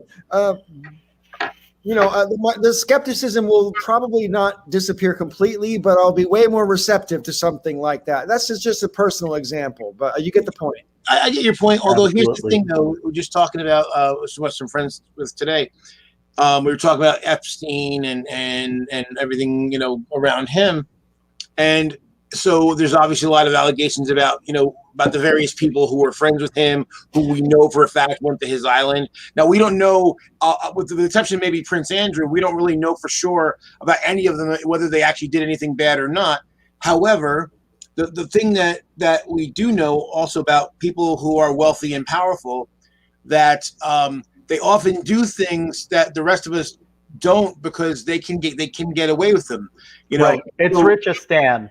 It's right, Richistan, exactly. So to your point from before, Jack. So that's the reason why, for me, I think a rich person is more likely to be targeted because obviously they're more vulnerable and they have resources that can be doled out for hush money. But on the flip side, I think people, there's that thing of I get away with shit because I can buy people off or I'm connected the right way. In the conversation I had with my friends, the one Mike, my friend Steve's cousin, is now a police officer, and he was telling us about how he keeps getting domestic disturbance calls, and it's the son and daughter of a council person in his town, and every time he responds to the scene, that council person's always coming over and trying to get him to push it under the rug. And in some cases it has happened that they got pushed under the rug. In other cases they couldn't for one reason or another. But yeah, this shit happens all the time. Whereas, and I think that's why, like, even think about like someone like I can picture her face, Martha Stewart. Insider trading. And there are people that are still like, oh, poor Martha. All she did was a little insider trading. I mean, of course, if you were I did, there would be no question. No one would defend us. Right. Well, I think that with the Martha Stewart scenario, there's a couple of things going on. It is notable that she's one of the few women who have been involved in that and then also implicated. She's also not as much a part of the clubbiness. So there is some sense that she was targeted because she's not really an insider. Mm-hmm. And somebody had to have an example made so that it didn't look like the system was entirely rigged. Yeah. Well, But yeah, go ahead. I was gonna say, like, well, another example I was gonna think was Winona Ryder when she got caught stealing over $5,000 worth of stuff. That's grand larceny. Right. And Bob, oh, what's his name? He was on Crossfire, the ultra conservative douchebag. I just had his name. Pat Buchanan? No, not Pat Buchanan. It was Bob. Let me see. Donovan? No, Crossfire. Bob. You could just say that Bob guy from Crossfire, Joe. You don't have to look it up. Bob Novak, Robert Novak. Bob Novak. Okay. Ultra conservative Robert Novak hates everything, hated everything liberal, hated Hollywood, Law and Order type. Winona, and he was like, oh, poor Winona Ryder. All she did was steal $5,000. It's only her first offense. Why is she getting charged? I'm like, it's grand larceny, you motherfucker. If my black ass did it, you would not be defending me, Bob. Yeah. Well, that is the thing, is it's defending somebody who is part of the same class, part of the same race, and part of the same sort of social strata. Yeah. Which I separate from class just because of money and, social strata are two different things. True. Often mixed. True, that's true, because nouveau riche do not fit in with old money, even if they have the same, even if their bank accounts are just as big. Right. Well, there's that phenomenon I think they call it affluenza. Right. Where, poor little rich kid keeps wrecking his car that mom buys him or whatever. You know what I mean? It's just, I don't know. Or you get off because, like you say, it's your first offense, and you just happen to have wealthy parents who are therefore it's assumed that you'll be okay if we don't put you in jail. Something related to affluenza could be really, or the same concept can be applied to police officers who continually do things that, the public at large, those who aren't really willing to believe that cops on average tend to be rather despicable people. Lots of people will go, why would a cop do this? Like, they have everything to lose, yada, yada. Well, if you exist in any kind of milieu where consequences just aren't a thing, then you're going to develop a very skewed sense of what you can get away with. Right. And in some cases, you'll do it simply because, not that you even want to, simply because you can. And that's the thing, when you mentioned affluenza, Paul, that's one thing that really surprised me. Nellie Diddle, right? Mm-hmm. She, when that first happened, when that guy got off on affluenza, she defended him. And I was like, Nellie, what's wrong with you? Yeah, he's young and old, to ruin his life. I'm like, he could have killed people. And then he gets off. And then 6 months, a year later, he does kill people. And it's like, well, maybe if he had paid some consequences for his actions, maybe he doesn't kill people that next time. Yeah, I mean, the world is full of examples of people who, usually for reasons of affluence, but not always, can get away with stuff without consequences. And I mean, it's like when you've got toddlers and they're both playing, it's like, sooner or later it's going to end in tears. Do you know what I mean? And it's like, you give people, I think it's wrong to say too much freedom, but maybe it's better to say too much license. And sooner or later it's going to end in bad results, Yeah, that's why anytime someone wants to fight for maximum freedom, I'm always like, ooh, you don't really know what that means, do you? Like the implications of what you're saying really means. Well, I think there's a tough conversation that happens within, I'm, part of the prison abolitionist sort of sphere. And it's very difficult to convince people, particularly Americans, that prisons as we currently know them don't need to exist, or that they're even harmful in the way they're currently organized, because it is quite difficult to imagine a world where restorative justice is the norm, and that we approach things with as much in the interest of the person who is a criminal for their future as we do for the victim. Sure. It's a very difficult thing for us to get to that point where we see that actually everybody involved in this situation needs to move forward with an improvement to their life, not, an end to their existence in some cases when you're talking about prisoners. Well, and again, we kind of do, again, for those affluent people, those well-connected people, the affluenza kid. Oh, even like it was a Steubenville, the rapist, Right. It's like, oh, well, if he goes to jail, it'll ruin his life, ruin his career. Like, of course, he wrecked the woman that he raped, but right.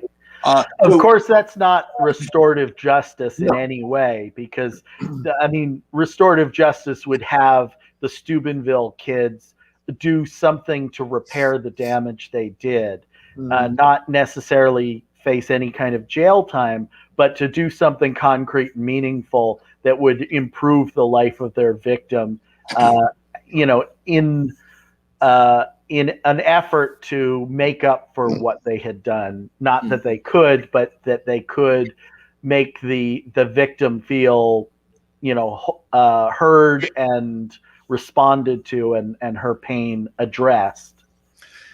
In my opinion, the problem stems in the home, because as you can't really have a restorative justice system in society if you don't also approach the same, how you deal with misbehavior in the home. Punishment is a mentality that we train children before they go to school. You get right. Well, it comes from Christianity. It doesn't just come from Christianity, but people get punished all over the world. But I take the point you're making. But it in different societies do have different regimens of punishment. For example, just getting shunned in some cultures is enough to punish a child. And that's horrible, actually, if you've ever been shunned. It's not a nice feeling. But anyway, but this concept of punishment, that if you do something wrong, you must be punished. You have to pay a price, and that price has to hurt you in some way, whether it's emotionally, physically, or financially. That's the concept of punishment. And restorative justice, which I think is a brilliant idea and probably well past overdue, can't work if people still have it in their heads that punishment is part of justice. Yeah, that is definitely the largest hurdle. There are plenty of people who still believe that not only should you go to prison for something that you've done, but that part of being a prisoner means getting raped, and that is part of the punishment for whatever your crime is, even if your crime was selling a dime bag of weed on a corner. Yeah. Anyone who says that shit to me is going to get a fucking lecture. I'll tell you that right now. I won't. If someone says that to me in my real life, they're going to get a lecture. Kazum, what were you going to say? I was just going to say, I find it strange that we as a society don't question more often why it is that we have a higher percentage of our population in prison than any other country. Right. Yeah. I 13th Amendment. I figured out something about the prisons in Colorado here. What's that? This is like mind blowing once I realized it. So like we over police in Aurora, which is a suburb of Denver, and has most of our black people living there, right? So we arrest them for felonies, right? And then we move them after they're convicted for these felonies to a different county near Penrose and Canyon City. It's west of Pueblo, which is the third largest city, like south of Denver, south of Colorado Springs, west of Pueblo. Canyon City, like the only industry there is prison guard, or like stores that help, keep the prison guards feeling comfortable. Like they've got one Walmart, right? It's a town where everybody knows or lives with somebody who works in the prisons. There are 6 prisons in that county, right? Jesus Christ. We take these black people from the center of Denver, from the metro area, and we forcibly change their living address, right? By moving them to a prison in a different county. And so when we count them for the census, they count as somebody who lives in that other county, which gives more representation to those prison guards in their county as far as how we count representatives for our state and who gets a portion what. But while they're felons, and while they're in prison, they're not allowed to vote. Yeah. Right. We're going to count them as a person in that county, but not let them vote as to who gets to represent them in that county. And this is literally the reason for the 3/5 compromise. A lot of people don't understand it, but that's actually why. It was because so the southern states, the slave states didn't have overabundance of representation because of the slaves that they had. Right. We have a 0/5 system. Right. So, well, no, you have a 5/5 because they're all counted for apportionment. Vote. Yeah, right. Well, that's the same thing, though. You know. So, yeah, capital punishment is fucked up. But to Paul's point about this acceptance or about lecturing people, I don't remember who it was, but it was somebody, it was a YouTuber, it was people, someone we know, and they were supposedly an advocate for rape victims, and somebody who did something horrible, and they were sent to jail, and they actually made a rape joke about it, and I'm like, rape jokes are bad, even if aren't good, even if the person you're joking about is a horrible person. It's like, well, they're certainly not going to get less horrible. Right. And you can't say you're advocate for rape victims while egging on a new victim, because even if they're a bad person, they would still then be a victim. So yeah, they kind of lost their cred with me. Maybe that's why I don't remember their name, because I don't associate with them anymore. They did get an earful from me first before though. I want to quickly address Deep Ashtray's question. I'm personally against capital punishment. I don't think that there is any justification for the state to be in the business of murdering people. But more than that, the state is particularly bad at that job. And as we've seen, go ahead, Zoom. My feelings about capital punishment is that we should give the person that's serving time for their crime, we should give them the choice of whether they want to spend the rest of their life behind bars or whether they want to die. Euthanize that person. Well, it could be allow them to kill themselves. I mean, I think that there's a legitimate reason for people to be legally allowed to take their own life with some constraints. I'm not in favor of simply making that across the board legitimate, because there are people who can be helped and have mental disorders and things like that. But I wouldn't be opposed to somebody who has committed murder deciding to kill themselves as a way of sort of. Well, it's not really them killing themselves. It's saying, I want to die and I want the state to kill me.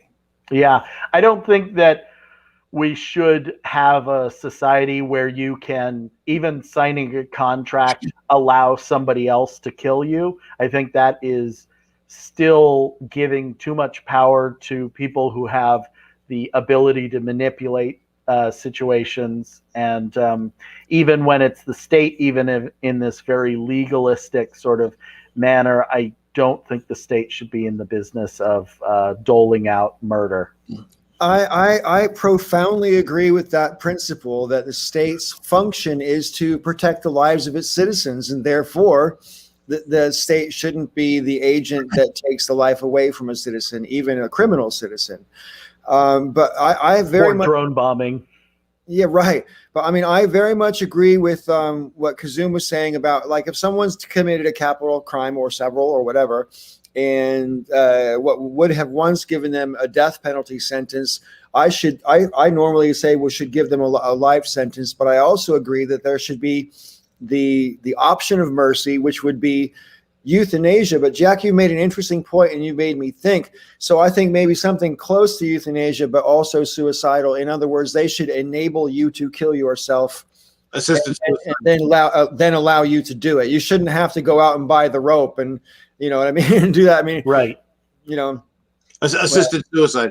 Now, see, the thing is, I have a slightly different position, but largely the same. But my position is that I think that there could be justification for the state to do it, but the state shouldn't, because the state is pretty bad at it, and because of bias in the system. We know that, one, it's not applied uniformly or fairly. We also know that many people, for the same reasons, people who we turn out to not have been guilty of the crime they were charged with, and you can't undo it. You can't unring that bell.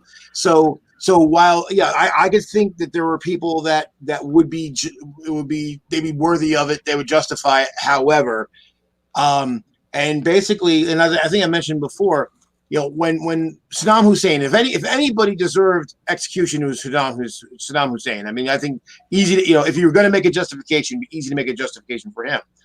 And when he was executed, I was expecting to feel elation, because I was suffering from Saddam's fatigue, just like everybody else, you know, after 15 years of the guy. And then when at the moment it happened, and I remember watching the time, and I remember feeling empty. I didn't feel elation. I didn't feel relief. I felt emptiness. Because it doesn't actually solve any of the problems that we lie to ourselves and say that it does. It doesn't accomplish anything other than that person's dead. But we could have made them not dangerous in other ways. So that was the point when I started to re-examine it, because I'm like, well, shit, if I have these feelings about someone who deep down, again, I could say that there's absolute justification given all the horrible crimes against humanity that he committed, then maybe I should reconsider about the guy down the block. Right. Well, and we also know that particularly in grievous crimes or crimes that, touch us emotionally, crimes of, murder, rape, or serial killers, or, the attack on children, things like that. The more gruesome the crime, the more likely we are to execute an innocent person. And the fact is, in the worst possible crimes, our rate of execution of an innocent person is somewhere around 50%. So, it's a coin toss in these really, horrible crimes that we're actually serving justice to the correct person. And once you get into the range where it's a coin toss, you really can't say that the state is any better than that, criminal who has done something unimaginably horrible. Yeah, and that's a really good point. I mean, I didn't realize that it was that. I knew the odds weren't very good, but I didn't realize it was that bad. Because I think what ends up happening, again, it's not just Christianity, but certainly the fact that there's this retributive nature of the Abrahamic religions, that we tend not to care whether or not the person we've caught is really the person. We need the sacrificial lamb, and we don't care if they're the guilty lamb or the innocent lamb. We want that blood sacrifice. And I've seen a number of DAs where, after someone got exonerated because DNA evidence or some exculpatory evidence was revealed later, and they got a new trial, or their sentence was commuted or set aside or whatever, and then when they interview the person who got them convicted, and look, if someone did their best job and they used the best evidence that was available at the time and they made a mistake, I don't fault them if they were honest and they weren't affected by bias or whatever.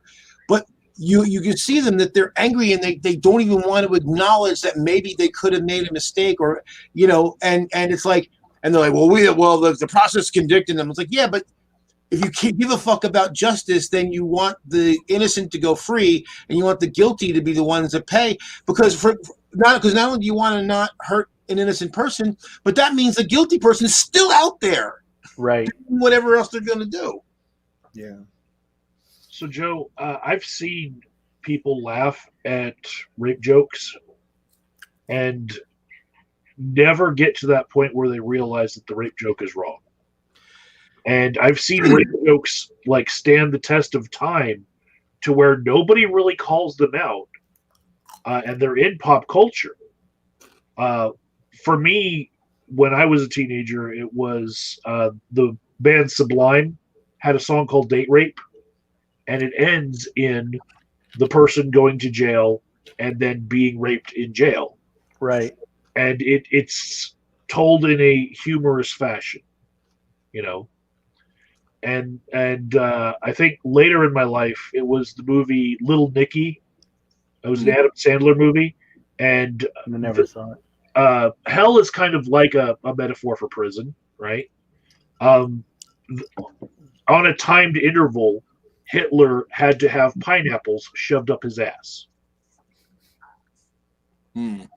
And I didn't see anybody in that theater not laughing when Hitler was receiving the pineapple up his ass. Right. I mean, and if you go one step further, you look at when there's victims of police violence, and people actually not only do they justify it based on what the person had done, but sometimes they look for it. Like, I always hear the thing, well, what happened before? Well, what happened before the cops split the guy's head open with a baton? I'm like, could there be anything that would justify that? But we're very prepared because, they broke the law. They could have been speeding, but they ended up shot. But they were a lawbreaker. Or Eric Garner sold some cigarettes, without the tax stamp, and he got choked out. But people will excuse it on he broke the law.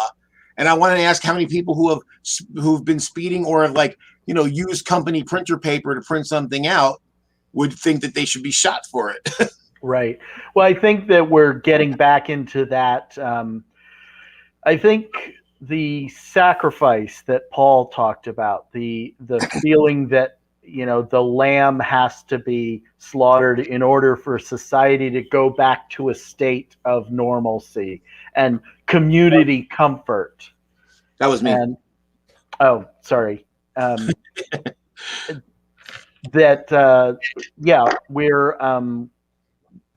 We're seeing that with each of these incidents of police violence, where in order for us to be comfortable with the fact that we've given police this authority to execute violence and we've given them a monopoly on that violence, then we can't go back to sleep unless we decide that some part of it fit the puzzle and everything worked out and justice was done. Something Vegas just said triggered something else that I remember seeing. There was a Marine Corps song, "We're going to rape, kill, and pillage and burn."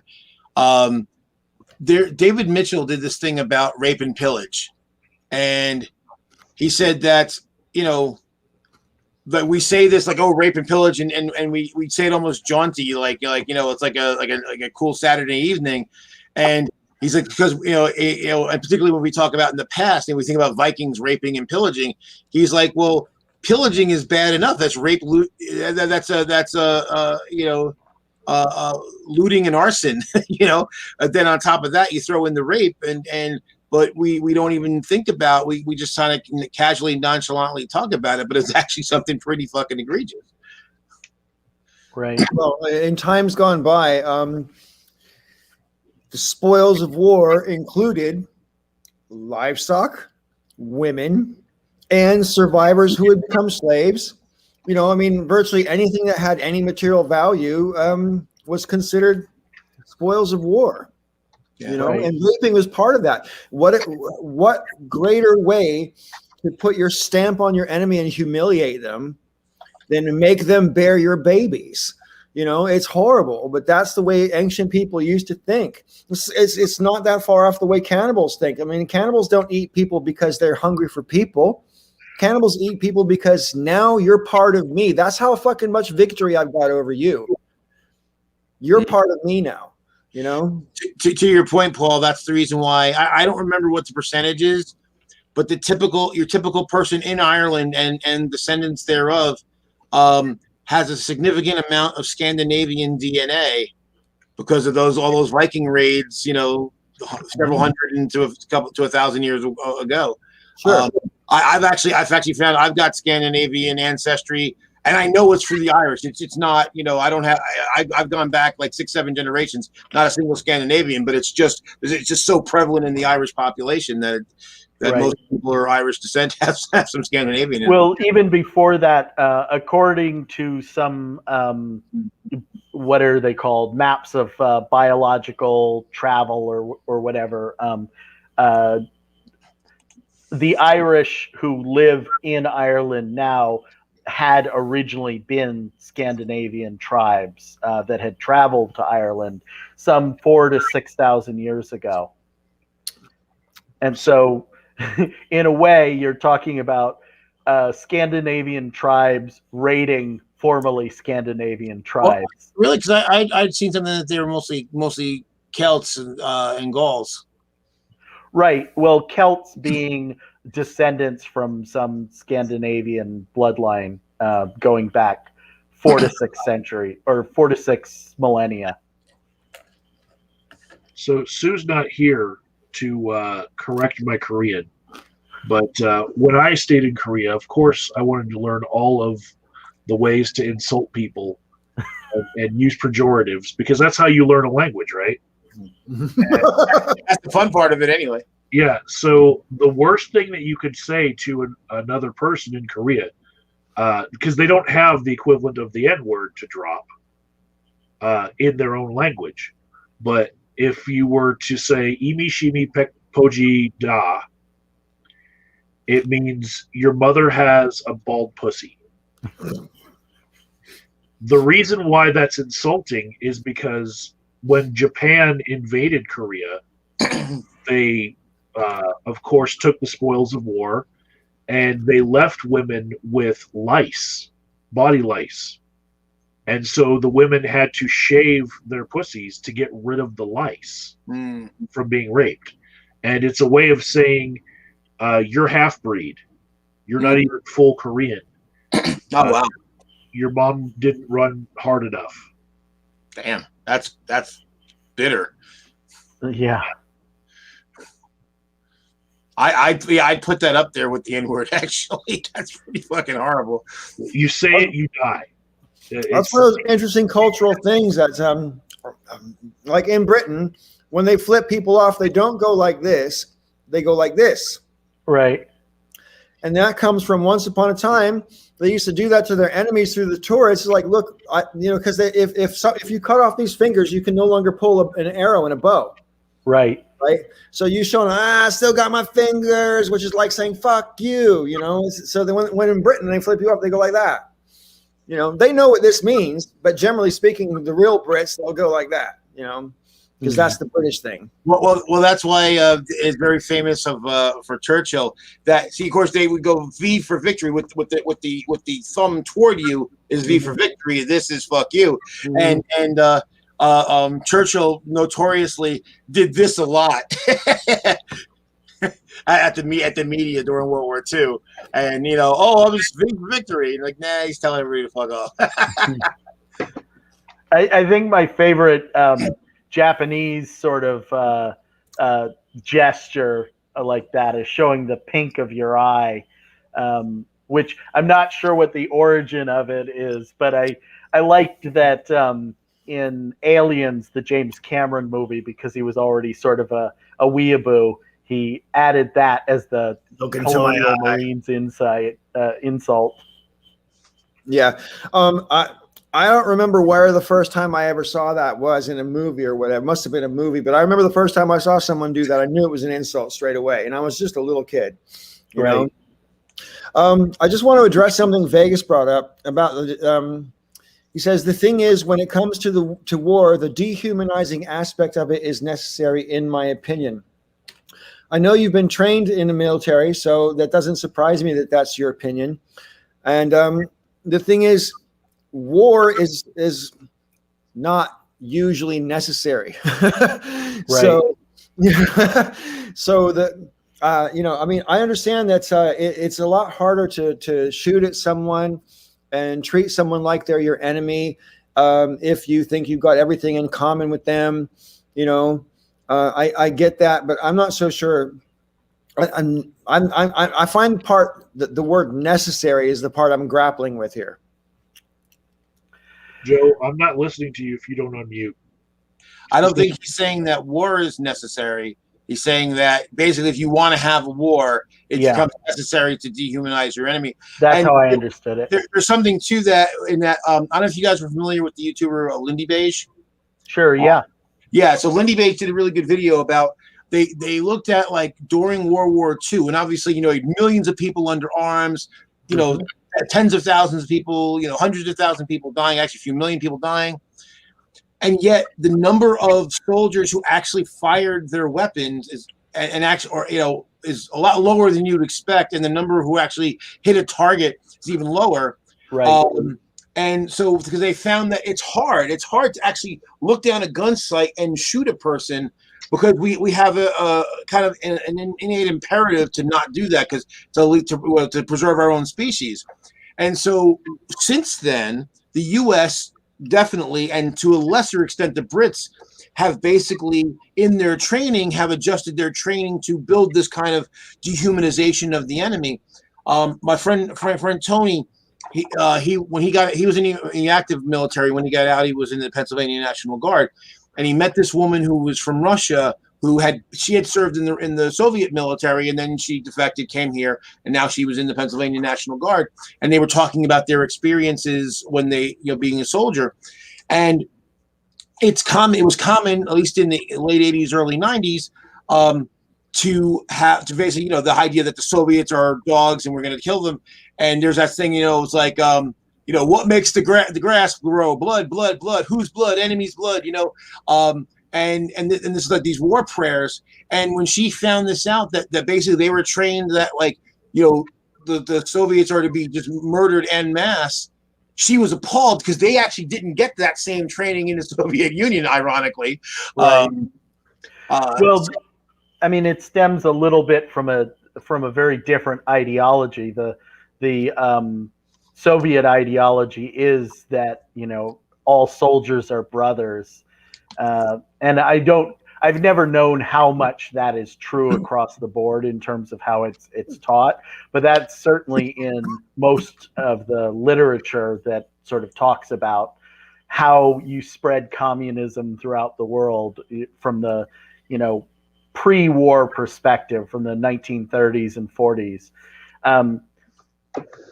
The other thing, and related to what you just said, Joe, the movie Full Metal Jacket is largely about part of the American military process is dehumanizing the American soldiers as well, because in order for you to be willing to kill an enemy soldier, you have to think of them as less than human, but you also have to be disconnected from your own humanity in order to not feel like a monster when you do that. Yeah. And so Lindy, he did a pretty long video. It's about 45 minutes, but it really went into all the steps that have gone on since World War II. Right. Well, that is the thing about Lindy Beige, right? Is that he does 40-minute videos without edits, completely off the cuff. Right. You have to respect that. Everybody has to respect that. Oh yeah, and because he's a historian and archaeologist, and and he went through like all the different steps of what's happened over the decades. And they talked about how in Vietnam, how much easier it was to get people to shoot and do everything, and of course, what did we see in Vietnam? We saw the number of massacres and war crimes go up, because people were more willing to pull those triggers, to drop those bombs, to drop napalm on villagers and shit like that. Yeah. Well, it's also, if you go to World War II and dropping of the 2 nukes on Hiroshima and Nagasaki, sort of with the benefit of hindsight, it seems very clear that we were much more willing to do that to a people that we didn't share a skin color and a religion with, than we were to the Germans, who, on a technical level, the Germans were a lot closer to having a nuke themselves.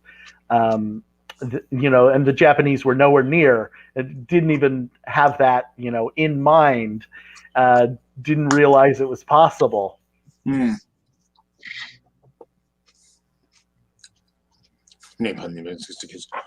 Yeah, so that's one thing I will say. Because it's very easy to be cynical when you look at the world and see all the horrible things that go on.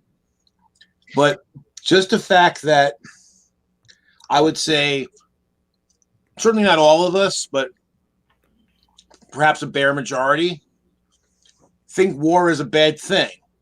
That's an improvement over, even a few hundred years ago, hell, even a century ago, World War I, when it was like, we're going off the war and we're going to have songs and isn't it going to be great? National pride, blah, blah, blah, blah, blah.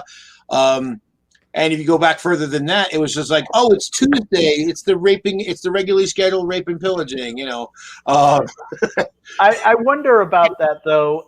I'm currently listening to the Slate podcasts. I think it's the 5th season of I'm trying to remember the name of the podcast, but they're talking about the lead up to the Iraq War, and how, I think everyone here is old enough to remember how that felt, on September 13th and 14th, when suddenly flags appeared in everybody's windows and the character of America changed pretty much overnight to one that was far more nationalistic and honestly sort of revenge craving, and how it was possible to sort of redirect that feeling from, Osama bin Laden and Al Qaeda to Iraq and Saddam Hussein, how we sort of,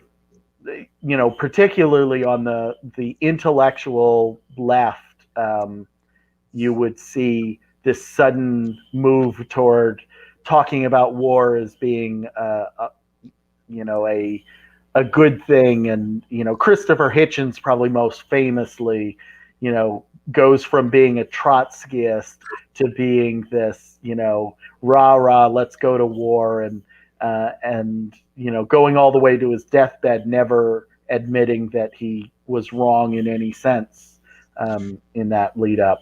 That's a good point. It kind of, and for that matter, Dennis Miller going from funny and slightly liberal to, not funny and very conservative. Right. Like a switch being flipped. Yeah. I actually missed a lot of that because I was in Kuwait when the September 11th attacks happened, and they pulled our connection to phones and the internet, and we had satellite TV, and so I was watching Sky News, which was the world version of Fox News. Right. And that's where I was getting most of my information of what was happening back in the States. But I came back to the States after that initial wave of that feeling had happened, and my closest feeling of that is when they passed the Patriot Act. Nobody thought twice about it. Right. They were all in on let's go get them, so much that they didn't look at what they were actually doing in that bill. Not only did they pass the Patriot Act, which was, from my point of view, across the pond at the time, incomprehensible because it's quite clearly contrary to lots of things in the Constitution. It's not just that. The Patriot Act, I don't know the exact number, but it's close to 900 pages. And all of those pages, basically, it's not written out like a normal, a normal resolution for the House to pass. It changes existing resolutions. So it'll get a paragraph which will say something like resolution X917 underscore whatever, change paragraph this to say this instead of that. It was really so convoluted. Nobody who voted for it could have possibly done the research on a bill that big, and it was ready to go 3 weeks after 9/11. So some you can't write a 900-page document that's that sort of convoluted and isn't its own document, but is referring to lots of other documents unless you've done a shitload of research ahead of time and you had that thing ready to go. Right. Well, yeah. It's actually part of. I'm going to call. Is it the PNAC, Project for a New Yeah. American Century? Yeah. Well, basically, it's kind of a war plan. Both all political parties and groups have these things like, if we had the ability, what would we do? They have these things. War gaming scenarios. Exactly. It's just like, we had I remember it got leaked a few years ago that, the U.S. had some war plan against an ally, and people freaked out. I'm like, we've been doing that for years. In fact, both U.S. and Britain had war plans before World War II about fighting one another, because you just never know what's going to happen, right? I know from reading Bob Woodward's plan of attack that it's the what's the word? The commander, the central command literally has a war plan for every single country on earth, whether it's Kazakhstan or Mongolia or fucking Aruba. I mean, they've got a war plan for every place, I'm not kidding. There's a file for every single place, and there's contingencies on multiple places as well. Like if this nation and this nation and this nation do something, then we're going to do this. But, they've got contingencies. And I'm not a militarily minded person, but I have to say, I'm really glad they have already done these contingencies and we're not making shit up on the hop. Part of me wanted to go, when I first read about it, I'm like, well, that's a bit paranoid, isn't it? But no, that's the job of people who are in charge of your national security, is to make sure that you're prepared. That's literally Batman's job on the Justice League. Yeah, yeah. Well, that's the thing, and it is what they do. It's like, and they have to constantly update those plans because technology changes, disposition of forces change, politics change, and so you now have to look at the new scenarios that crop up. Indeed. I don't know. I just think because I'm not great on this idea that we've got plans for every single country in the world. But again, it would be irresponsible if we didn't. Because what if, just for the sake of shits and giggles, what if, I don't know, Ireland decided to go to war against us? And we what do you do with that? So you'd have to have some kind of send them some Guinness. Huh? You can send them some Guinness and say, I'm sorry I offended you, mate. Just can we let bygones be bygones? Hey, Jack, I'm slightly going off topic here, but Jack, have you ever heard, I'm pretty sure I've already discussed it with you, Joe. Jack, have you ever heard of the movie The Mouse That Roared? I knew you heard of it, but I haven't seen it. Yeah, it stars Peter Sellers, and he plays the dictator in some banana republic somewhere in the Caribbean or Gulf of Mexico or someplace like that. I can't remember. And according to international law, if you occupy another country, you have to provide food and security for that country for the period of time that you occupy it. So this banana republic that Peter Sellers was in charge of decided to declare war against America so we would come and occupy them because he couldn't afford to feed their country. Yeah, this way we would come in and conquer them, and they'd surrender very easily. And that's pretty good. I wanted to reference something Deep Ashtray said in the chat. He was talking about some lecture on C-SPAN the other day where a historian said the Japanese had active nuke bomb development program in Korea. I haven't heard about that. I will definitely look into that. My understanding was that the Japanese were pretty completely and totally unaware that atomic power was utilizable for bombs at all during World War II. It was not even a thought that they had. Well, I know they were surprised when they got hit, for sure. And the thing that's really kind of messed up is that they were warned before the bombs were dropped. They had a chance to right, and the reason they ignored the warning was because they didn't believe the technology was possible. Right. Yeah, and then even after the second bomb, this is the reason why when there's a lot of people who feel like, it wasn't necessary to do. I'm not entirely sure because even after the two there was actually an attempted coup when the because it was a tie vote. Emperor breaks the tie and says, "Okay, we're going to quit," and then there was an attempted coup by the hardliners because they wanted to keep fighting. Right. Yeah, I don't think that that's a very reasonable assessment, and the reason why is because Japan is a very hierarchical culture. The castes are very separate. Their footing during World War II was not that dissimilar from the sort of strata that had existed since the 1600s, really since the 11th century. And so the fact was that you have a group of people who have been elites and have come from a caste of elites for generations, many of them 30 or 40 generations back, who are completely disconnected and dismissive of the situation of the peasantry. But that doesn't mean that they could have effectively maintained a war past either of those bombings. And I think it's unreasonable to expect that the fervency of a few hardline elites was going to be taken up and continued by the general, Japanese populace. Well, my understanding, and I could be completely off, but my understanding is, and I understand, is that the Russians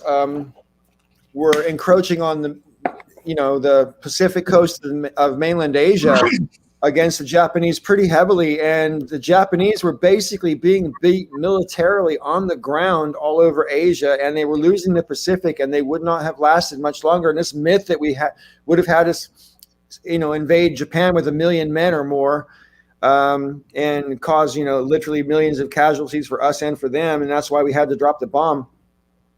And not true, because they were already losing. They were just about to lose. Not only that, but they offered Hirohito, or whatever his name was. That's correct. Japan at the time offered to surrender before the bombs were dropped, on the condition that they wouldn't arrest or imprison the emperor. Right. The emperor was considered to be a god king, right? And descendant of Amaterasu. What ended up happening was we said no, we want an unconditional surrender or nothing, and they said, well, no, that's our condition. Then we drop the bombs, and then we let them keep the emperor. We don't arrest him, and we don't kill him. And so we could have taken the surrender without dropping the bombs, but we had to make our point with our new shiny weapon. I'm sorry, but that's just how I see it. So I think the bombing was absolutely obscene. I think any use of nuclear weapons in a theater of war, no matter what scale, is an obscenity. That's just me. Well, that's a fair point about them offering to surrender with conditions. That's fair. Yeah, from the mind of the people in charge in Japan, the emperor and the nation state of Japan are the same thing, right? And so they're talking about essentially their sovereignty as a country is wrapped up in the idea that the emperor remain in power, after a surrender, and that's a distinction that the Americans weren't really able to wrap their heads around. It wasn't a concept that, and we weren't very interested in wrapping our heads around it either. Right. Well, the thing is that, the emperor, he didn't remain in power per se. He was a figurehead. Right. And he had been for a long time before that. He was very young. He was very inexperienced. He was naive. He was sheltered. There was very little about him that, could have been thought of as he was a boy king, but he was, like you say, he was a symbol. Well, I'm going to push back on the boy king. He was born in 1901, which means that at the end of the war, he was 44 at least. Right. But in terms of the way he had been treated in Japan long before the war, and his essential position in Japanese society was very similar to Queen Elizabeth in lots of ways, in that, you know, he is this fixture for the people, but it is not actually, you know, in power in a meaningful way, and hadn't been. Yeah, a link to the past and all that kind of thing. Frankly, I can't wrap my head around that kind of bullshit, but I was programmed this way. You know, I was raised to believe that monarchy, royalty, inherited privilege, and whatever is contrary to all the concepts of freedom that I was taught to cherish. So, Right. and I'm pretty sure that is correct too. I'm pretty sure that you can't really have people who are so far above the norm and have political power over you, and then still have the people down below be free or equal to those people. I just don't think that's right. Especially by birthright, it's one thing to say, okay, we elect somebody and give them temporary power. It's quite another to say by virtue of birth that it can't be taken away. You know, it's just Right. you have it. You didn't have to earn it. You just deserve it because you are you. Yeah, but I think there's also a distinct difference with the Japanese emperor, in that Queen Elizabeth is never thought of as being a literal direct descendant of Jesus Christ. No. Yeah, that's actually the thinking behind all the royal families of Europe, that they have either a bloodline which goes back either to Jesus or his brother Joseph, and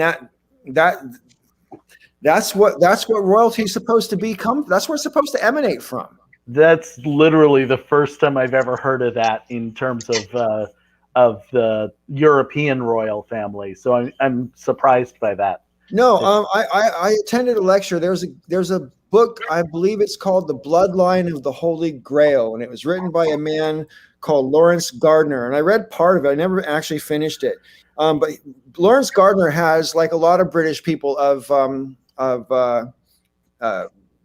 gentry descent, he's got a list of titles after his name that's ridiculous. You know what I mean? He's the official genealogist for, I think, a dozen different royal families in Europe. And his contention that the reason royal families were anointed as such by the popes of old was because the popes at least thought that they had a heritage which went back to either Joseph or Jesus. And this is like that's what the whole what's that movie called, the Da Vinci Code, is based on the same sort of mythology. Nobody really knows. Because I was always under the impression that he was supposed to be sacrificed on the cross, right? So if Jesus had any descendants, that would pretty much put a huge spanner in the works as regards Christianity, right? Yeah, well, also, I was always under the impression, and I wasn't raised a Christian, but I was under the impression that, you know, Jesus died a virgin, or, you know, some such similar presentation. The key thing is, and this is something that gets confused, the Immaculate Conception is that Jesus and supposedly also Mary were conceived without original sin.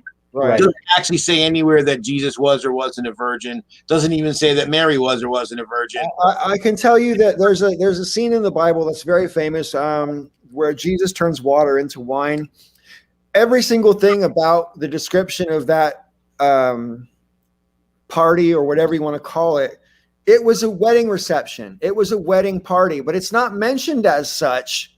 And so people who believe this whole theory believe that that was actually Jesus' wedding. And during the Council of Nicaea, that's one of the things that they took out, because they're trying to construct this myth.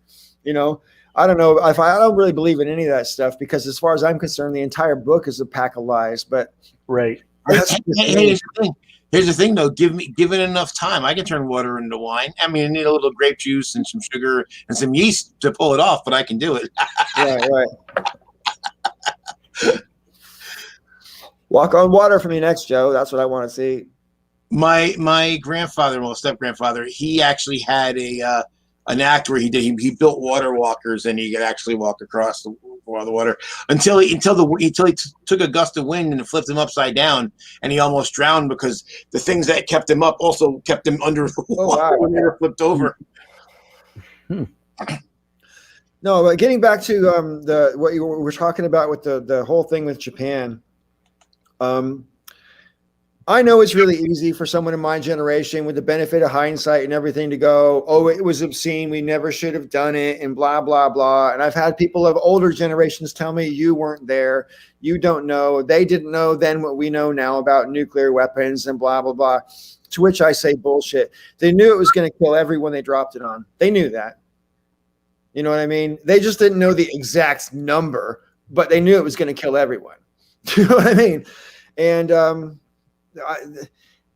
always amazed, my friends, that we have never dropped any bombs in wartime on anybody since then. Although the British did drop bombs on or test bombs on the Aborigines in Australia back in the mid-50s.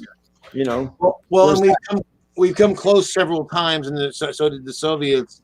Always by accident, but the thing about it is, and basically the reason why we haven't is because Oppenheimer basically gave the Soviets the formula on how basically the way to how to make the bomb, because and on the one hand, obviously, then we went through mutually assured destruction in the Cold War, but on the other hand, we didn't have as large of a shooting war. We didn't have a World War II level war, and no one got nuked. If you think about how in the 50s, the military, U.S. military, they reorganized, and it was called the Pentatonic Military Force. And you had five pillars of it, but it was basically built around fighting a war where nuclear weapons were the primary weapon. And then that's, basically built our infantry to operate in an irradiated environment, occupying territory, and while launching, tactical nukes and theater nukes at the enemy. I'll be right back. So, it's kind of everybody vamp. Yeah, no, it's fortunate in a way. Oppenheimer was probably right, because I'm based on the fact that we literally built our military around fighting a nuclear war. We probably would have fought one by now if we weren't worried about the retaliation. Right. Yeah. But the inoccupiability of anything that we would destroy. Right. If we want to take their stuff, we don't want it irradiated. Well, here's the thing that's interesting, though. I was reading something about this, that we've all seen all sorts of post-apocalyptic movies and played games and all that. And these irradiated hellscapes, but the fact of the matter is, the high energy radiation, the stuff that does the real damage, actually has very, very short half-life. Yeah, it's already gone in most cases. Right. That's the reason why it does all the damage and does all the killing, because it's high energy. And high energy stuff decays quickly. So I mean, because you look at it like right now. Hiroshima and Nagasaki took direct blasts. There's the radiation there is no worse than anywhere else.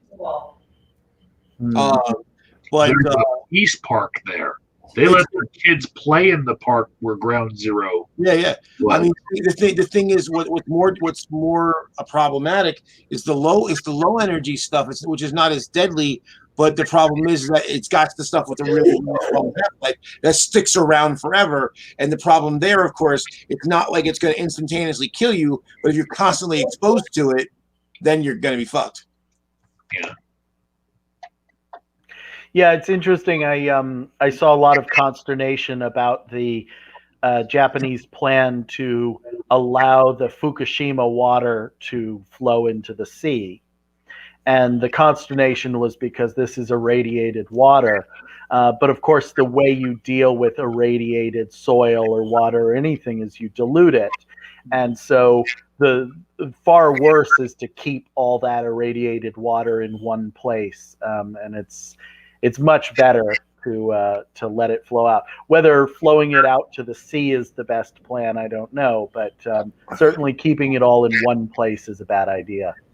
What a brilliant place for us to segue into something that I thought we should talk about, because Jack privately earlier this week messaged me on Twitter, or maybe it was Facebook. I think it was Twitter, and basically. I'm never on Facebook. Okay, fair enough. Trying to talk me down from my sort of skepticism, fear, paranoia, call it what you want, as regards nuclear power. Because my issue with nuclear power is, what do you do with the waste? that can possibly be safe, because certain nuclear waste, certainly nuclear waste that was being produced when I was a kid in the 70s, is toxic for 250,000 years. And there's no way you can put a warning on that that's sufficient enough that people 10,000 years from now will, I mean, you can put whatever warnings you want on it, and people 10,000 years will think it's treasure, and they'll just open it up because it's got warnings on it, you know? Yeah. So what do you do? Are you I mean, it is. we're going to devolve into more primal tribes because of the nuclear winter? Not necessarily. Well, nuclear winter or not necessarily. Although I do consider archaeology quite a bit. I've spent a lot of the time and attention on archaeology in my life, and I'm always interested with the fact that civilizations rise and fall, and civilizations very often are simultaneously rising and falling, and you know, in the same sort of geographical areas. So I'm constantly amused, Michael, when I think about, you know, when you bury a time capsule. That's actually a really cool thing to do, because you're leaving a message for people that they can't possibly get any other way, right? I think it's I'll really tell you, just a quick aside, as a carpenter, I was a carpenter for 10 years, and I would frequently remodel houses from the 1930s, and carpenters who had built the house would have left a newspaper front page stapled to the inside of the wall for me to find, and I would do the same thing for future carpenters. So they do that in Britain as well. They put things in the floor, just for that same reason, like a piece of a newspaper, or maybe something, a wrapper, anything really, just a time capsule. Yeah, absolutely. Well, I mean, I think that it is a bad idea to store large amounts of concentrated nuclear waste in one place. That's simply not the best way to handle it. Dilution is the best way to handle it, spreading it out. I know that there's been consternation about this idea of taking nuclear waste and spreading it across a desert, but the fact is that's where it came from. You can pick up any rock in Nevada, you know, that has naturally occurring uranium, you know, in that rock, but it's just not distilled. And the way we build nuclear reactors today is far different than we did in the 1950s, when the goal was really to just get the thing to run. And it's not particularly sophisticated. It's the equivalent of a stone oven compared to your, you know, chef's range today. Okay, that's reassuring, because I remember when I was a kid learning in school that some nuclear reactors had a total lifespan of like 40 years. Right. And I'm thinking, well, that's obviously not sustainable. Well, what they're talking about is concrete has a lifespan of about 40 years if it's concrete from the 1950s. We were actually not very good at creating effective mixtures of cement until fairly recently. So what you're saying is New York is going to fall down at any minute. Well, that most concrete structures have to be constantly repaired and maintained, and there's a ship of Theseus problem with bridges, for instance, where you're constantly maintaining it. I was actually learning this recently, since the ship, the Ever Given, was stuck in the Suez Canal. I learned recently that ships have to be constantly worked on and maintained, or they will sink within a few years because of rust buildup. Cathodic protection. Same thing with bridges. Actually, you have to do cathodic protection on bridges too, or else all the structural members will oxidize. Right. Yeah. Here in Portland, I lived by the St. John's Bridge for a long time, which is, you know, a close cousin to the Golden Gate, if anyone knows what that. It's a very similar bridge, but constantly under maintenance. But that is the problem with older nuclear reactors, is that they're largely made out of concrete, and that concrete mixture wasn't very good. And we are much better today at, first, not using as much concrete, because we understand more about the way you deal with radiation. In those days, we were using cooling towers with the hope water is a particularly good insulator for radiation. The radiation can't get through the water. It tends to stay in the water. So we have these very large cooling towers, which are made out of this really poorly constructed concrete mixture that is then, has to be very carefully maintained. And then we didn't really know what to do with that water. We would kind of continue to use the same water and let it build up more and more and more radiation. Rather, the concrete must be radiated as well. Right. So those are things that we're not doing anymore, and our reactors are a lot smaller. Modern reactors can be as small as a Weller grill or something, rather than these enormous structures that require a whole lot of maintenance and have huge catastrophic potential. So, Jack, what makes you more of a fan of the nuclear power generation to power civilization, or to help replace electric generation as opposed to renewable sources? I'm fully in favor of all the renewable sources. The only thing that I don't want us to do is build more coal-fired power plants, and nuclear is the best we have to directly replace coal fire. Right. So coal, of course, is putting carbon into the atmosphere. The only off gas of nuclear is water vapor, and the waste from nuclear is orders of magnitude more manageable with today's technology than it was in the 1950s. Well, plus the fact that the rods, the other big problem before was that, the rods become partially depleted and then they're no longer useful as fuel rods. However, the French back in the 90s figured out a process to reprocess the material and recover about 70 to 80% of it. So the amount that actually has to get thrown, disposed of is much smaller than it used to be, because most of that can actually be reprocessed into new rods. Absolutely, yeah. And the biggest problem that we have with solar is the obvious that we use most of the power at night. We collect most of the power at day. We don't have batteries that can manage that difference. Hydrogen may someday be that battery.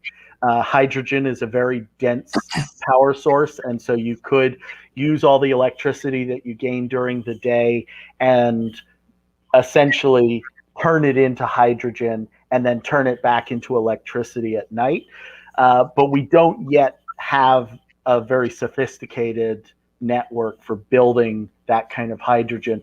What I like about nuclear is it being a technology that we have right now at this moment that we can build relatively quickly, rather than addressing the situation in 10 or 15 or 20 years. I think what we need to do, you just gave me an idea. What we need to do is invent something which makes cows fart hydrogen. Well, Michael's face is like, hey, that might work. Well, if you're serious about the batteries, it's not that we couldn't create batteries to collect the energy. The problem is the batteries of today, while they're way more efficient than the older batteries, they still are thermally very inefficient, because they generate, when you charge up those batteries, it generates a lot of heat, which translates to lost energy. Now the thing about hydrogen, and again, I know basically what you're talking about, you're making electricity and you're doing an electrolysis of water to generate hydrogen. It's not, well, we know how to handle hydrogen. It's just that the problem is that, I've done work on hydrogen plants before. They are like they can be built safely, but the precautions are like mammoth, because right. Hydrogen, the only thing that's more flammable than hydrogen is hydrazine, which is a fucking rocket fuel. And, right. and an unstable one at that. Plus the fact, because I used to work in the industrial gas industry, right, so totally. Hydrogen. The other thing too is that with hydrogen, if it's under enough pressure, if the gas escapes, at a high velocity, it could auto ignite. And the problem there is that you in the daytime you can't see a hydrogen flame because it burns actually into the infrared, or actually no, into the It's the other ultraviolet. way, isn't it? It's the blue Yeah, flame. ultraviolet. So so people in hydrogen plants actually walk around with brooms, and you sweep the broom in front of you, because if there's a jet of hydrogen that's shooting out, it'll hit the broom, cool off, and turn into a red flame that you can see. And if you actually walk through a high pressure hydrogen jet that's lit, it would cut you in half. Right. It was kind of messed up. I was working on a job that was going out to Thailand, I think, and I was working. This was like one of the first hydrogen plants I worked on, and there were a bunch of precautions that we would do in the U.S. that they were basically talking about how the Thai affiliate didn't want this safety feature and that safety feature, and it was stuff that you could never get away with deploying here in the United States. But in Thailand, life is cheap. And they said that the one guy I was working with, he'd been to this facility before, and he said that there's like a line of people waiting for a job. So if somebody dies, they literally take their corpse, throw it outside the fence line, and hire a new dude. So and anytime you're dealing with hydrogen, like that's why I'm not really sanguine on the whole. People have had this idea about doing the same thing in cars or of hydrogen cars, knowing. Having worked in the industry where people were trained to deal with this stuff and how dangerous it was, there's no fucking way I want that involved with civilians ever. Right. Well, that's part of the reason I'm not sold on hydrogen either. Is I think that it's a technology with potential, but it's just one of those things that is continually, 10 to 15 years on the horizon, and we thought it was 15 years on the horizon back in the late 90s, and it's still not really settled. Yeah. And I wish there wasn't as much fear mongering around nuclear, because it is actually something that is pretty settled and we're pretty good at this point. Yeah. And the consequences from a nuclear failure from a modern reactor is extremely containable, because we're not building these enormous pools of fissile material that can create these chain reactions. And the same technology potentially is deployable for hydrogen, where you have containers the size of soda cans that have walls thick enough that one burst container can't burst its neighbor, but it's a much trickier substance to deal with. Yeah, one thing too, as far as the way that's been handled in the media, I remember, I guess it was '90s probably. It was one of the anniversaries of 3 Mile Island. No, sorry, Chernobyl, and it might have been either 10 or 20 years, and they basically were talking about how they basically, like, the article likened it to Hiroshima and Nagasaki, which of course is completely false, completely misleading. It's impossible for any even the older reactors to undergo an uncontrolled chain reaction like you have in a nuclear weapon. Right, because it's not under pressure. It's not contained in the. They might leak a comparable amount of radiation into the surrounding area, but it's not going to be an explosion. Right. And it's over the course of 10,000 years. It's extremely slow radiation. It's why we don't even see mutations in the wildlife that exists around Chernobyl. It's not that much higher than the background radiation you would get from flying in an airplane. Right. But unfortunately the media, because it's sensationalist, and people hear nuclear and they don't know the difference. Yeah, because basically what you end up having is you have near critical mass, but you don't have critical density. So you don't have enough for a nuclear chain initiation. You basically have excess neutron collisions causing a lot of heat. Right. I mean, in a way, you could think about it as like, you can either drink Everclear, which is a nuclear bomb, or you can drink a can of Coors. Right. That's a good analogy. Nice analogy. Hey, I want to shift a little bit, if that's all right. Absolutely. I know this isn't your favorite topic. Well, that's all right. You know, you give me a lot to think about, which I appreciate. But we talked a little bit about this last week, but Jack and Michael weren't here. And things have progressed a little bit in not in a good way as regards the Republican Party's relentless obsession to try to install voter suppression officially, you know, all across the country, and it's just going on. And I see pundits on the media going, "Oh, this is bad, but I don't see our Democratic leadership doing very much about it. Hang on a second, we have someone coming into the room. Device not connected yet. Hang on a second. We'll wait for that. Yeah. Well, to be honest, though, is that, I mean, in the states where it's happened is because they didn't have the votes to stop it. At this point, there's literally nothing they can do other than to try to mobilize people. But what it's gonna take court challenges. And unfortunately, in order to challenge it in court, you have to have standing. So you have to live in one of these districts or one of these locales where this is happening. You have to be able to show harm, and as if like, hey, I tried to vote and I was unable to, and then be able to sue. So hopefully there'll be like local elections in some of these states for 2021 where people will get an opportunity to vote, and maybe if they're blocked, then they can deal with it now before the 2022 election. Well, you know, I whilst all that might be correct, I'm uncomfortable with the idea that we just have to hope that we can do something through the courts. You know what I mean? What is your solution? Well, I agree, but I'm just uncomfortable with the whole notion that, you know, they might outfox us by using the system against us and therefore deny millions of people the right to vote. I mean, this idea that the senators right now, what's going on with the senators in the Republican Party is beyond outrageous in terms of their refusal to do any kind of governance. You know, that's not their function anymore. They're blockers. That's all they're up to. That's all they care about. That's all they want.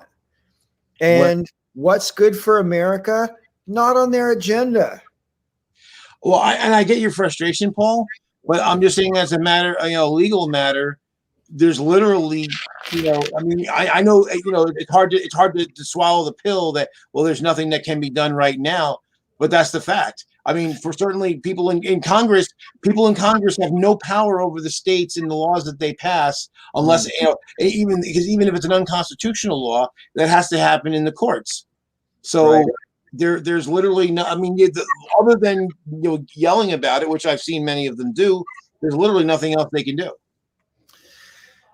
Well, I just find it really, really frustrating. I mean, I fully understand the need to follow the law and use due process and everything like that.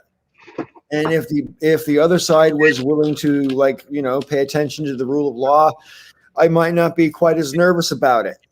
But they have already shown that they're not really overly concerned with the rule of law if they can manipulate it to their advantage or dodge it just by denying it. I mean, and let's talk about that for a second. Let's skip forward a bit to this denialism of the 6th of January as if it was just a little bit of a lark that went a little bit wrong, and there's still people out there who are saying, oh, you don't know that it was, Trump supporters. It could have been Antifa disguised as Trump supporters. I mean, how stupid do they think we are? We all saw the footage. Michael, you showed it on this show of the cell phone data going from the insurrection from the Trump rally to the insurrection.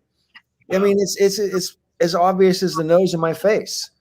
The denialism is strong with them. And this week, they removed Liz Cheney from her leadership role in the Republican Party and replaced her with someone who denies the outcome of the election. The top 3 Republican leaders right now are all denialists of the outcome of the election and voted not to impeach Donald Trump for what he did. So they've gotten rid of in the top positions in their party any of the voices of reason. And Liz Cheney, I don't agree with her on a lot of shit, but at least she had the courage to stand up to Trumpism. You know, what gets me about it is McCarthy had the audacity yesterday to say that, oh, well, no one denies the legitimacy of the election. It's like, motherfucker, we heard you. We recorded you. Yeah. Yeah. That's what gets me. I mean, like, revisionist history is always wrong, but it's a little bit more easy to understand why people try if 1 or 2 generations have gone by before you try to rewrite things, but they don't even wait 6 months. I mean, literally. 1 or 2 months. Yeah. I mean, it's you know, especially what's bizarre about it is like McCarthy, you know, if all the reports are true, he was angry at Trump. He yelled at Trump. He had, you know, he was irritated, but it's almost like when there was no consequence, he was like, oh, you mean we can just lie and get away with it? Okay. Yeah, that's the true evil legacy, you know. I mean, I said this last week, but I'm actually kind of annoyed that I've been put in a position where I have to say, oh, well done, Liz Cheney. Right. Liz Cheney is a racist. She's basically bigoted. She's, from my perspective as a political conscience, she's way too far to the right for me. And that's just an easy way to sum it up. But I can't stand her bigotry more than anything. You know, I mean, she threw her own sister under the bus for being a lesbian just so she could get into a position of political influence. And when people say in the media, oh, you know, she lost her power in the Republican Party. No, she hasn't, because the position she held was merely basically a pecking order hierarchy for the next, you know, toward the leadership role. You know, it had no actual authority. She didn't have any responsibilities in that role other than be a voice for the Republican Party, which she now says she still is. So she hasn't lost a goddamn thing, and she's gained a lot of respect from people who otherwise wouldn't even know her name. Yeah. I mean, you know, the thing that bothers me the most, and now Vegas said, you know, that this started a long time ago. It certainly did. But I would say that they, up to this point, they made some semblance of trying to make it seem as if they were an actual functioning party. But I posted on Facebook, I said, you know, the last remnants of the old Republican Party have been swept away. So basically, that's it. It is the Trump party. So that's why I get irritated when I see articles that are like, the fight was in the Republican Party. There's no fight. That fight is over. The Republican Party, as we knew it, is dead. It is the Trump cult. It's not a party. It's a cult. When your platform is whatever that dude says, it's now officially a cult. Yeah, and I don't see it returning to any, you know, sort of normalcy. It's sort of hilarious to think about this apparent rebranding attempt of being a populist workers' party when, you know, they and the Blue Dog Democrats have the same problem, that they don't want to piss off the people who pay the bills and keep their campaign coffers full. You're never going to see a for the people workers' party come from people who absolutely require the financial support of the, you know, largest corporations and wealthiest men in America.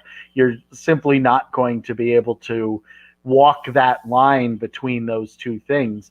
And so the best the Republicans can do is talk about cancel culture and talk about Mr. Potato Head's penis and, you know, find some reason to. I was in a fabric store the other day, and some woman was talking about how I'm just going to make all kinds of little kids outfits out of this Dr. Seuss, you know, cloth that I found to spread the word about Dr. Seuss. Like, I'm just there's nothing there. There's a lot of smoke and no fire. On that note, I'll just say about Liz Cheney. I mean, you know, I appreciate what she's done as far as the statements that she's made are rational and true. But unless she and others in her sort of caliber of Republican are literally prepared to break with the party, completely break with the party, and form an offshoot party so that the remaining Republican Party is too small to actually perform. They literally have to chew off their own leg to get out of the trap, basically, that they're in. Yeah. You know? And now, mind you, she and a bunch of others have intimated that they're willing to do that. Now, whether they actually are or not remains to be seen. I'll believe it when I see it. Yeah. But basically, so they're saying, they're saying, well, they're expecting the Republican Party to do X, Y, and Z. If they don't change X, Y, and Z, whatever those requirements are, they're going to break off. And I'm like, what's the point of the ultimatum? You know that they're not going to do any of those things. Yeah. Well, it's cover. It's so that when they do leave, it gives them more excuse to publish a book or whatever their post-political retirement plan is. Well, that's the one thing I will say, and this is what pisses me off about like guys like Jeff Flake and Paul Ryan.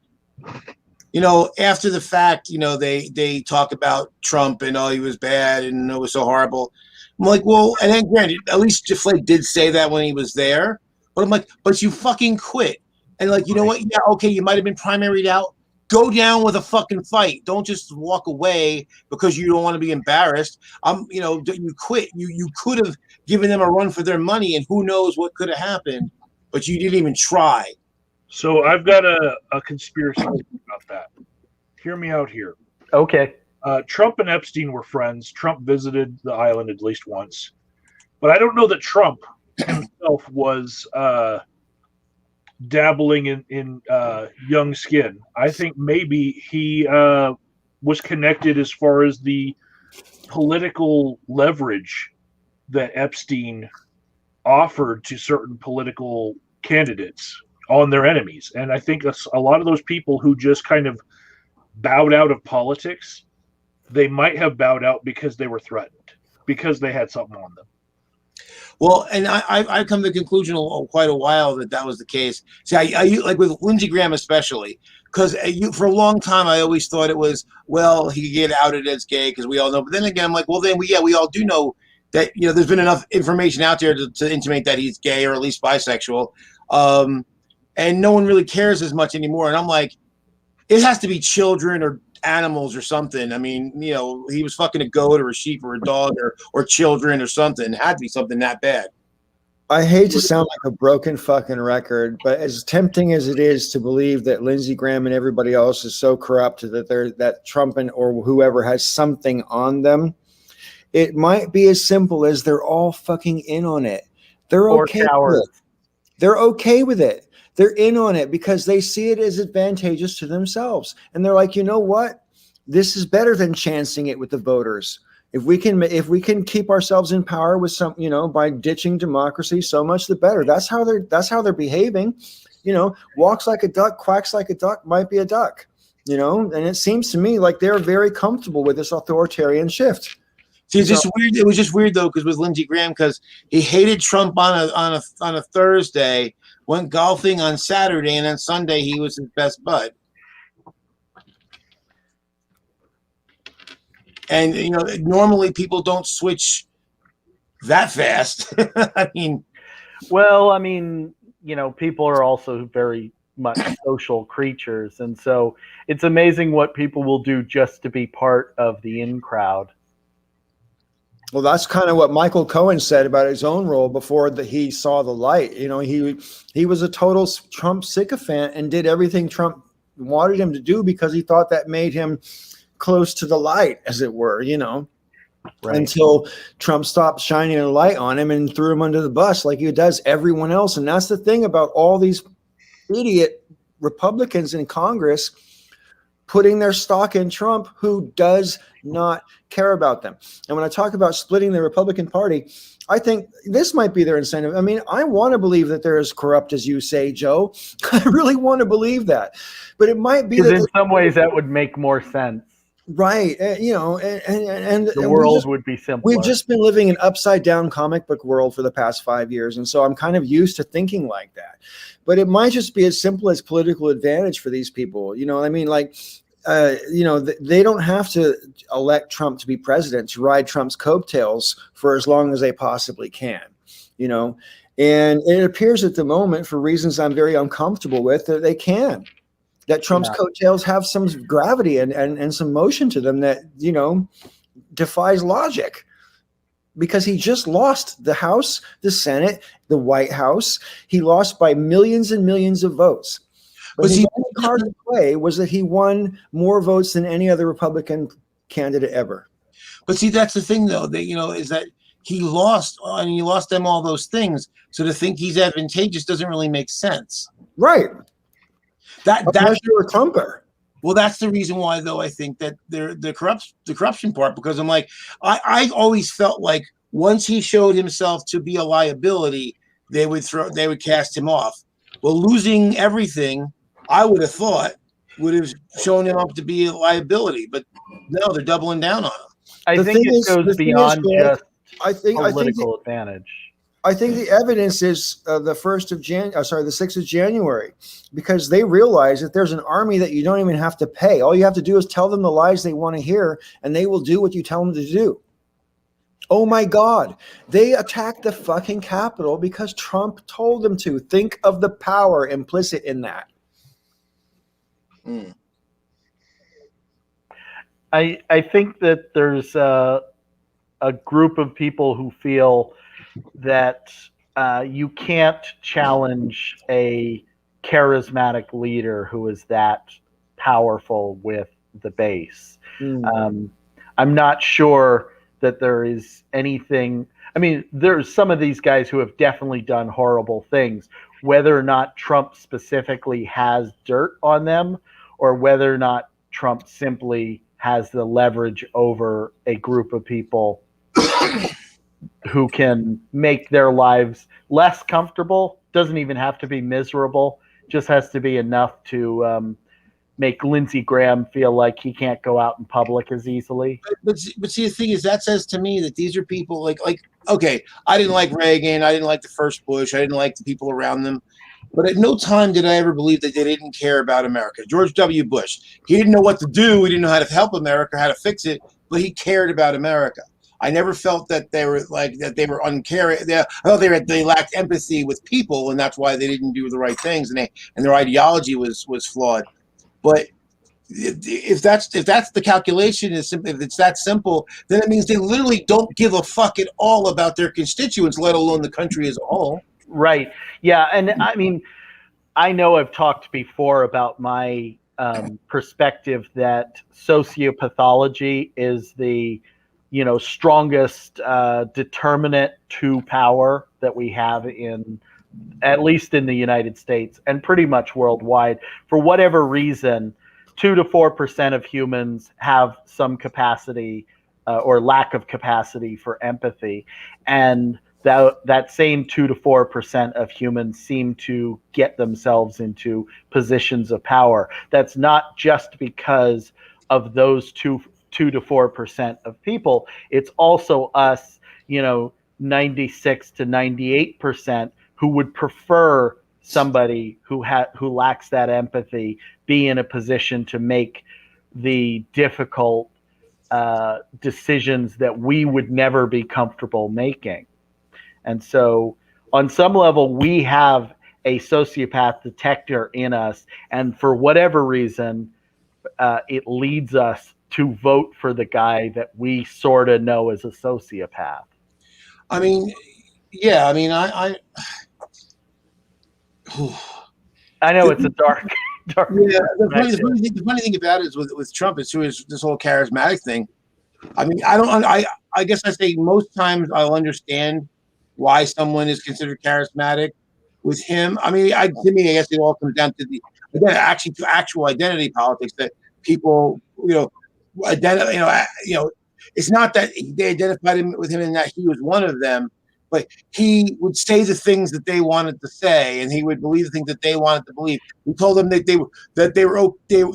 they should be proud of whatever fucking ridiculous bullshit that they live, and it's okay to call people horrible names and to treat people badly, and that's okay. That's what the real America does, and they identify with that. But the thing is, it also goes to show, and this is like I remember arguing. I don't even know who. I've argued with lots of people about it was about who should carry the message on the left.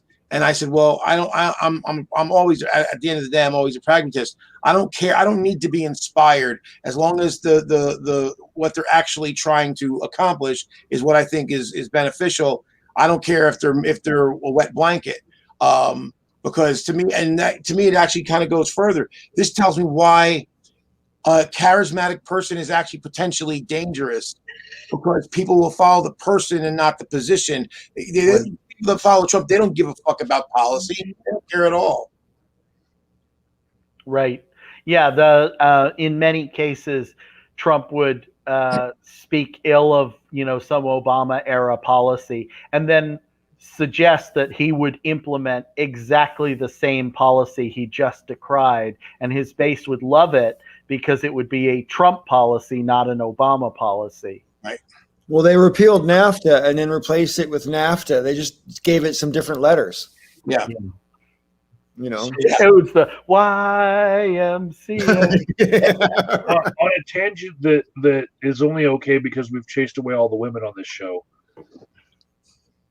Women who are warm and caring and care so much about their families and do so much for their families will then in their free time watch murder shows, right? They're so attracted to watching shows about Jeffrey Dahmer and Ed Gein, all of these fucking murder shows, and it's the same concept. I forget what that are somehow attracted to their attention being on the person who is the psychopath. Yeah. Well, see, not always though, because for many it's the mystery angle of it. Excuse me.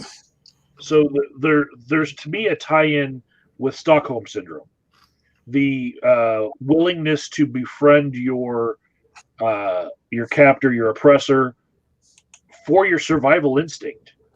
It's not that all of those people themselves are psychopaths that voted for Trump, but they do in some way recognize that he has that ability to set aside his emotions and do horrible things for their benefit. Yeah. I want to acknowledge something Vegas has said in the chat. He says, you guys don't touch the legitimate reasons, those that went for Trump. And there are many perceptions against chicken hawk warmongering, trade deals. I'm aware of all that stuff. I'm aware that Trump talked the talk about, ending the foreign wars and so on. And some of his supporters still say, oh, Trump didn't start any new wars, which is not necessarily true, because there's activity going on militarily in Africa that they don't even bother to report on, and that's just one example. Last year, in between koalas on fire and coronavirus, we did have like a week and a half of we're going to war with Iran. Well, not only that, but most of the people who voted for him were people who were happy with all those wars in the first place.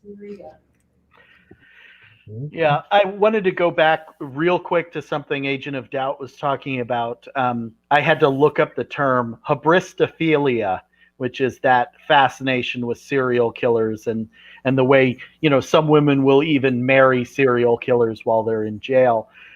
If you're familiar with Robert Sapolsky's work, he talks about how many extreme mental disorders are simply a close cousin or relative to some more evolutionarily useful sort of trait, where you can have, the extreme sort of psychopath or murderer or something like that, who they, in their less sort of extreme version, is a very good hunter or a very good leader in war against other tribes or things like that. So I do wonder if hybristophilia is that sort of extreme close cousin to all of human sort of natural willingness to give the benefit of the doubt to sociopaths. Right. Well, we definitely follow people who speak confidently. So you could say really pretty much anything, but if you sound like you know what you're talking about, even if people don't understand what you're saying, or sometimes they think, especially if they can't understand what you're saying. Right. Well, I getting to the original question about, you know, the real reasons in quotation marks Trump won. I mean, from my point of view, Trump won for a variety of reasons, obviously back in 2016. But from my point of view, one of the main ones was that he got way too much media exposure. You can't underestimate what $2 billion worth of free press is worth. I mean, it's worth more than the money. And so there's that. There's also this whole thing that the country was definitely in an anti-establishment mood, and Hillary Clinton was seen as the very emblem of the establishment. That's not necessarily even her fault. It just was how a lot of people saw it. And plus she had the baggage of being the former first lady, which and she wasn't very well regarded by a lot of people back then either. And then after the Bill Clinton scandal with Monica Lewinsky, I think a lot of people just lost respect for Hillary because she didn't dump him. So there was a lot of baggage with Hillary that made a lot of people so anti-Hillary that they were prepared to contemplate someone as morally reprehensible and obviously deficient as Trump, you know? And I think whoever was the strongest anti-establishment candidate would have won in 2016, which is why I would have preferred to see Bernie the candidate, because I think Bernie would have beat Trump. It's completely irrelevant to say that, though, because you can't know. Right. Yeah. Well, I do think that when given the opportunity between a genuine populist and a fake populist, I think we would have chosen the genuine article. And that's always my argument against Democrats trying to lean conservative in primaries as well, or in general elections, because I think, you know, if you're trying to be as conservative as your opponent, well, people are going to choose the genuine article. Right. Well, and I certainly have said that myself in the past, so I don't disagree with that. The thing is, though, is that, like, again, I don't want to go down the you know, would Bernie have won road. I'm on record as saying I don't believe so. I also don't believe he would have won in 2020 either. In fact, based on a lot of the articles I'm reading, kind of backs up what I've been thinking, that ultimately, the reason why one, Biden won, and two, that why he's gotten away with things that Bernie probably could not have, is because he is viewed as that kind of centrist, milquetoast kind of person. So if he does something that's a little more progressive, or something more progressive than typical for Democrats, he gets away with it because no one's afraid that he's, you know, the scare tactics don't work against him. Because the communism label doesn't really stick. It did stick to Obama because Obama had so little record. It was very, you could kind of make up anything about Obama, and he was a blank canvas. Right. So, you know, so I think that right now, that's why I think we're in the best situation we could have been given what happened previously. But you know, the thing is, I get it. I kind of feel like the whole thing about status quo and all the other buzzwords that people have used in the last few minutes, establishment, excuse me. That's another one that was really also part of the Russian op. Was that, you know, the status quo? They turn into boogeyman terms, and quite frankly, the whole purpose of an election is to become the establishment, or rather to remake the establishment in your own image, and create a new status quo. There's always whatever's happening is the status quo. If we go and change and become 10 times more progressive, then that will be the status quo. So I kind of find the use of those terms offensive because they're just kind of lowbrow and simplistic. Well, I think that they are valid in terms of you always have an establishment and an insurgency, and both of them, the insurgency is always in the business of becoming the establishment, and the establishment is always in the business of preventing the insurgency from being effective. And those are really the easiest way to understand any political circumstance is using those two words. But I understand what you're saying, that the use of those words becomes a little bit vague when they're used for literally everything. Well, that's right, and especially even to the point of, like, and these are specific terms I'm about to use, like the TPP. Now, there was the one particular not TBR, so the NDAA. There was one particular, it's the National Defense Authorization. It's done every year.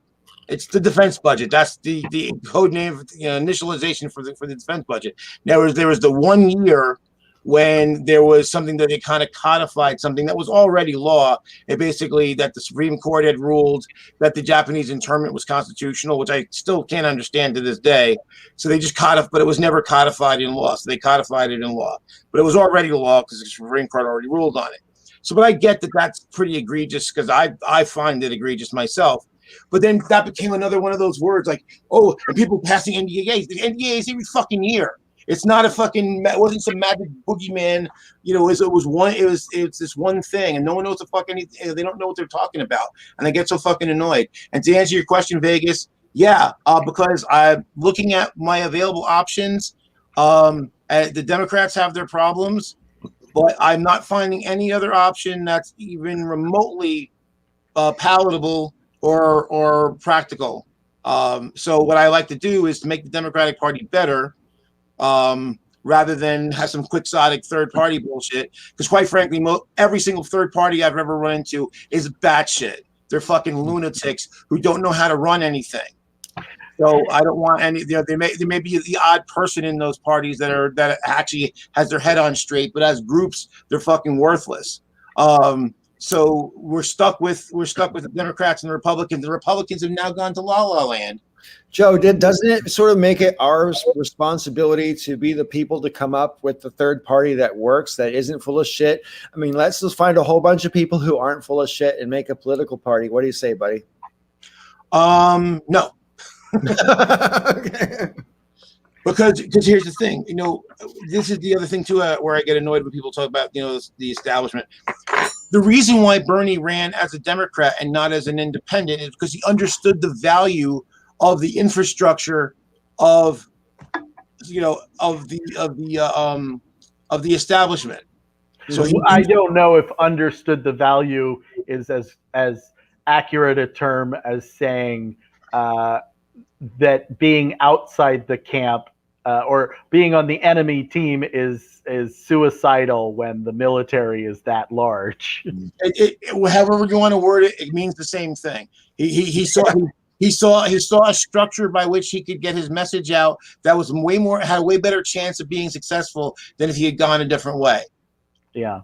So it's like, well, I can fight with the army that's got the tanks and aircraft, or I can go with the guys that have pop guns and wrist rockets, because again, or to bring it all the way back around, be on the side that's throwing rocks versus the side with M1 Abrams. Exactly. So I know, and I think that the problem for all of the third parties is they are all fixated on the presidency, which is completely, again, ridiculous. Because even if you could somehow manage to win, which you won't, but the Democratic and Republican candidate are so egregious that someone says, "Hey, let's vote for third party."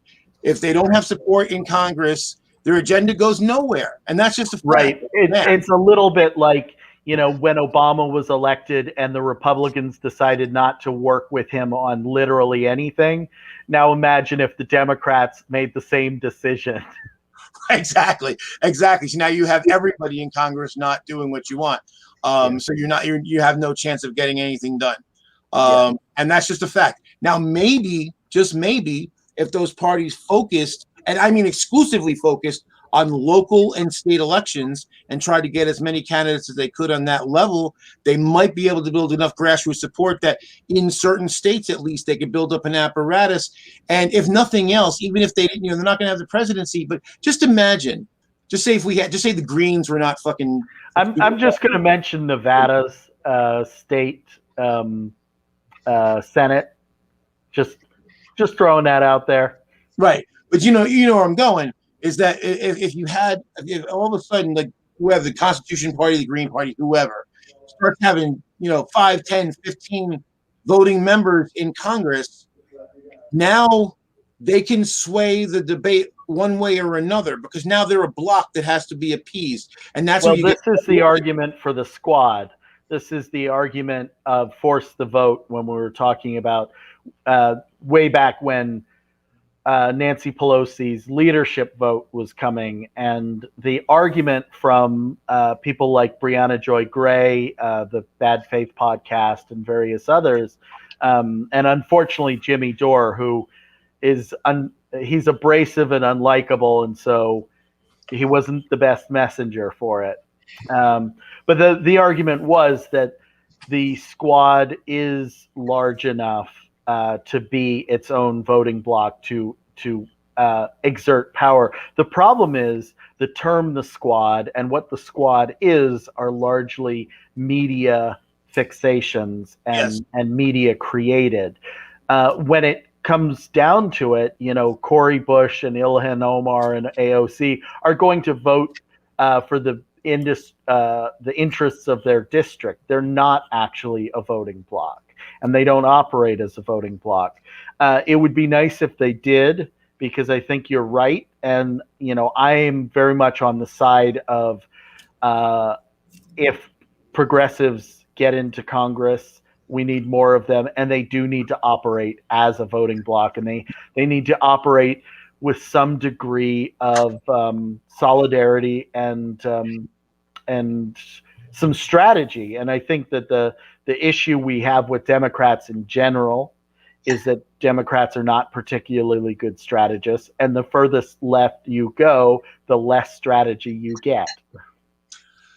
Yeah, well, and that was and the perfect example of the lack of strategy on the further left is like Occupy Wall Street. Like I said, I've said before, I was actually I liked what Occupy Wall Street was saying, but part of the problem was they had this very anti-leadership kind of thing, and so it never metastasized into Occupy Congress. But if it had turned into an actual political movement in that way, where you could have got people that were OWS that, and look, there were people within OWS that certainly had more cachet than the average person because they had leadership ability. If those people had gotten into Congress, imagine where we would be, because you would have 10, 15, 20, 25, maybe even 30 fairly progressive people in the districts where they could win, and who could really make a difference. Well, I think you've said this before. I've been saying for years that the left needed a Tea Party. And the problem with that analogy, of course, is that the Tea Party is astroturfed and had millions and millions of dollars of funding from secret sources that the left will never get. Yeah.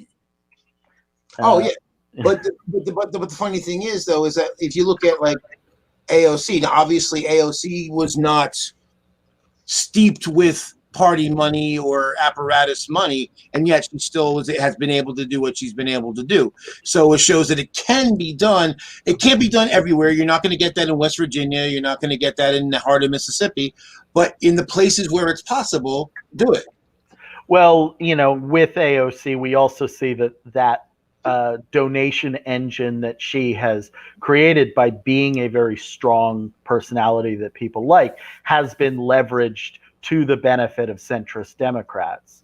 AOC is now in the position of using her fundraising engine to replace the fundraising engine lost by the less politically salient dialing for dollars that used to happen more in the past.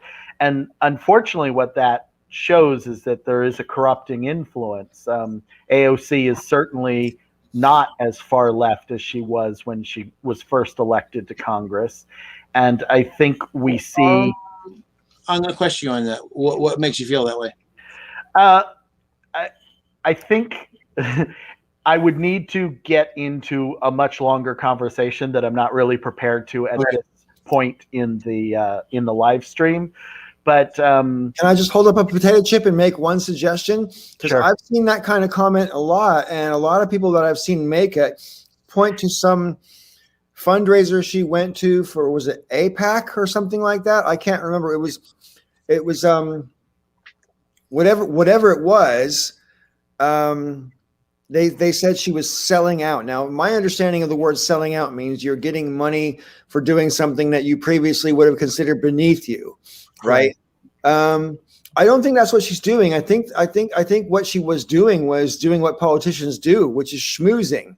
Right. You know? She's playing the system. I think the concern that people have, and this is, the longer conversation I don't necessarily want to get into right now, is that is a corrupting influence that Washington has on all politicians. And once you get into this habit of not being an outsider and trying to be as friendly as possible, because of course you do want to enact your agenda, that also comes with a larger and larger amount of sacrifice to your agenda or your moral position.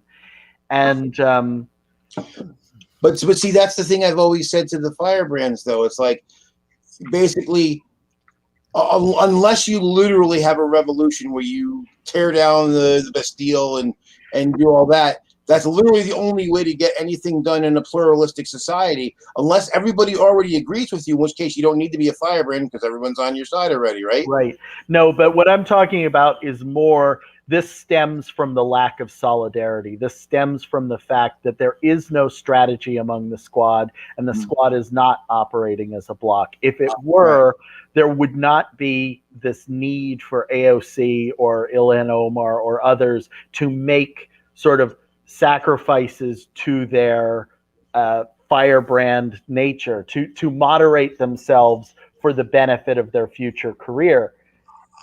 I still have to say I disagree, Jack. I think they maybe to a degree. I mean, because the thing is, you can take a strong position, and you can but you can and have but on the other hand, if you do not have the votes, that's the whole idea, is you're basically trying to use whatever power you have to get your potential allies and potential adversaries to give you something you want. It's always going to be incrementalism, and that's just a fact. And again, I know a lot of people don't like that. It's very, we all want a lot. We want change. We want it now, right? But we're currently at a place where it's widely acknowledged among the media punditry that there is no majority leader. There is only Kyrsten Sinema and Joe Manchin. We acknowledge that the power dynamic and the balance is so close on the seesaw that any one member, and for whatever reason, the media and both parties have decided that the two members who actually have that power are the two members who are willing to utilize it against the benefit of their own party. And if you had, this means that literally anybody in the Senate could use that power were they willing to use it. But the two who are willing to use it are Joe Manchin and Kyrsten Sinema. Right. Well, right, because see, you remember, because their political fortunes are, they don't get, if they move further to the left where we would like, where I think we would both agree they should be, they probably don't get reelected, and in which case that means I doubt Sinema gets reelected anyway. Well, that could be. He's already thrown that chance away. But now I think, and I said before on this cast, to me, the approach though is I don't try to primary out Manchin, because he's about as conservative as he is. He's the furthest left you're going to get in West Virginia. No, you try and primary someone who is already on the moderate left in a safe district. That's where all the exactly. And that's called strategy. Yes, and you also go for the vulnerable Republicans in those purple states where you could win. Right, because if there's 51 Democrats or 52 or 53, Manchin's irrelevant. Right. Yeah. Manchin and Sinema only have this power at this particular moment in time. But we see the same thing in the House of Representatives, that were any group of people, the squad included, the Congressional Black Caucus, whichever group, if they were willing to utilize power the way Joe Manchin is willing to utilize it, we could actually get some pretty progressive positions done. But there is some not entirely accountable level of fear that is preventing them from doing that. And we as people outside of Congress don't really know what is working on them in that way. But we see the effects of it. We see the way members of the squad are moderating in subtle ways and cumulative ways that perhaps it extends their life in Congress, but it reduces their ability to make meaningful change in this particular instance where they actually do have that power were they willing to exercise it. And it seems like you said, it could be simply lack of strategy. And unfortunately, because all four of them on the squad are still political novices. Technically, here's 7. Here's the thing: if your caucus, whether it's the squad or any other group of, let's just say a dozen or 15, that's enough to wreck any bill. If your 15 member group of voting bloc decides, we need to make sure that we get, I don't know, Proposition X into this bill, right? And the hierarchy in the Republic in your party's representation says no, there's no way we're going to get that through the Senate. If it gets in the bill, we have to leave it out. Try it in another bill. Blah blah blah. You say no, that's it. We're holding our vote. Right. So the bill doesn't pass, and then in the media, that block of 15 people gets all the blame for it not passing, and not necessarily unfairly so. Even though they might have stopped a really progressive thing from happening, because the thing is that fear is the thing that, in order for a bloc to work, they have to be willing to overcome the fear of that media repercussion. Yeah. And what my criticisms of the squad are, and again, acknowledging that it is largely a media fiction that a squad even exists. But were they strategic and were they to operate as a group, the thing they would have to do as part of their strategy is collectively be willing to overcome the fear of that potential backlash. Agreed. Like a union or anything else like that, you're going to have to take the heat if you want to accomplish your goal. I totally agree with that, but it's not just, I don't think it's necessarily that they lack the courage. It's just the way our media works right now works against that strategy from working. Right. Well, this is why I talk a little bit about the corrupting influence in terms of the period of time that they've been in Congress. We see how the newer members of Congress, Jamal Bowman and Cori Bush, are a lot more vociferous than AOC is today. But AOC, when she first got into Congress, was a lot more of a firebrand. There is a slow, sanding off of the sharp edges that happens to new members of Congress. And in a lot of ways, it is the newer and more progressive members of Congress that have the opportunity to utilize power should they collaborate and have some solidarity, because they have not yet sort of tasted what the potential of a long-term career in Congress can do for them. Sure. And so in some ways, they're more able to blow up big bills because the consequences aren't entirely clear to them, that they haven't yet seen what the repercussions to their career might be. So you could see a Jamal Bowman and a Cori Bush, or a Raphael Warnock, or some of these other very new members who do have very open, progressive, and even socialist leanings, do commit to more action than some of the older members. There was a time when people thought Nancy Pelosi was a progressive, when she was a lot younger.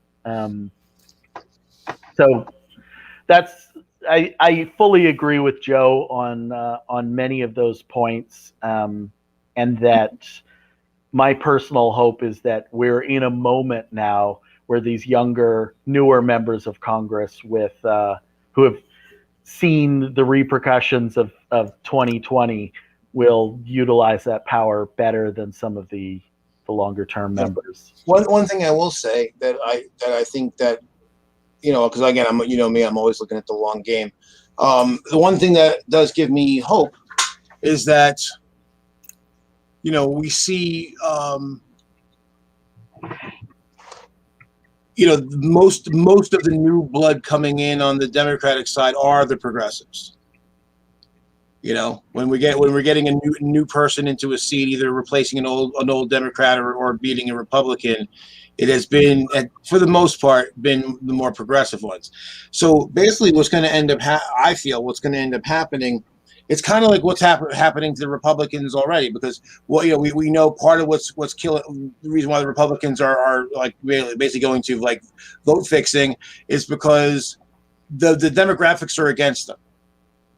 Their base is dying off literally, and they failed at their attempt to inculcate their themselves via the culture war. So now it's just we got to maintain power in any way we can, but it's going to be hard for a while. But again, they're aging out, and then same things happening as the new crop of Democrats continue. So far, at least, has been more progressive. And the older, more conservative Democrats will age out. Yeah. So that doesn't help us in the near term, but the long game favors progressivism. Well, and it needs to, because if it doesn't, we're not going to face climate change as fast as we need to in order to, not necessarily save our species, but save our livability as a species. Yeah. You just reminded me of something. I'm taking a slight detour here, but the other day I got a robocall, which wasn't a robocall. I thought it was. It turned out to be an actual human being on the other end of the line, and they asked me if I'd participate in a very quick 5-question survey. And I thought, how long can 5 questions take, right? So I answered them, and the first one was, are you concerned about global warming? And I'm like, yes. And okay, yes, no, or you're not sure yet. And then how concerned are you? Very concerned, somewhat concerned, not concerned. You don't believe in it, or blah, blah, blah. And I answered very concerned, blah, blah. And then after I got off the phone, it occurred to me, the person never told me where they were calling from or on behalf of whom they were calling. And I would have expected some kind of speech or disclaimer or something if it was a real thing. And now I'm kind of like, did I just get like, has my phone number now just been politically profiled? Because when I answered those questions that way, I gave away an awful lot of what presumptively what would be my political position. Right. Just, presumptively. You don't necessarily know from those questions, because you could be conservative and care about climate change, right? I'm sure they're out there, But after I got off the phone, and the fact that there was no disclaimer or speech or anything like that, I'm thinking to myself, maybe I should have answered those 5 questions, I'll be right back. Well, it makes me think that I never answer the phone anyway, so it doesn't matter to me. But if I were to, and I got a pollster like that, and I didn't just tell them to fuck the hell off, I might tell them to fuck the hell off unless they told me who they were calling for. Right. A warning for me in the future. Fair enough. I do polls, though. I go onto YouGov and do those polls, and there's various polling apps that I've had on my phone and participated in, and I don't know whether or not they have politically profiled me in a way that matters, because of course in a way that they already don't, with all the cookies all over our devices and stuff. Yeah, right, exactly. I imagine that kind of demographic understanding matters more to people who are looking to, gerrymander or capitalize on census data. And if you're in like I am a solidly blue district in a solidly blue city in a solidly blue state, it's unlikely that my answers will have any direct effect on decision making about gerrymandering or whatever. Right. Michael, you're aware of all the different tracking that goes on with our devices. Every click is monitored. Everything we hover our mouse over without clicking is monitored. How long it hovers over that thing without clicking on it, etc. All that information is logged. Our metadata is way more detailed than anybody would probably be comfortable with if they actually knew how much these profiles and algorithms know about us and what they do with that information, right? But last week, or maybe it was earlier this week, I can't remember, but they decided, Facebook's management board decided to keep Trump off for another 6 months while they decide if they're going to keep him off permanently, right? And I think about how much quieter the world is since Trump's been kicked off of social media, and how, like, philosophically, I don't really think, well, I mean, if you break the rules like he does, yeah, kick him off, right? But where I'm going with this is, like, should there be, if Facebook decides, you know what, it's if as long as he follows the rules, we'll let him back on, and then he doesn't do anything like incendiary on Facebook, but just basically uses Facebook to raise money, right? I personally would very seriously consider, as an act of protest, never using Facebook again, closing my Facebook. Oh, okay. I'll do that. Oh, yeah, yes. I was gonna say, you already are on it, so you haven't got anything to lose, right? No, actually, funny thing, I run or have run two businesses. One of them is more or less in hibernation. The nonprofit that I used to run is hibernating, but Facebook had been my best platform for both businesses in terms of a funnel for work and just attention to those businesses. And I have largely abandoned them despite the fact that Facebook was my largest platform. And I think, like, I've said this before, and I think it might be interpreted as controversial, but social media might be the most damaging single invention humans have ever developed, including that of the nuclear bomb. And I'm not joking at all. If you count all the people who have died as a direct result of Facebook alone throughout Africa, Burma, India, just violence all over the world, the number is already higher than the death toll of both Hiroshima and Nagasaki. And that's one social media company. Well, I mean, one thing I do know for sure that, and I've said this before, the one mistake people make in regards to social media is that they say that social media allows us to get in bubbles. And my assertion is that we were always in bubbles. What's happened is that social media has caused all of our bubbles to intersect, and that's what's creating the friction. It's also caused our bubbles to harden rather than be sort of liquid where we can sort of squish together. They've hardened and they're sort of like eggshells now.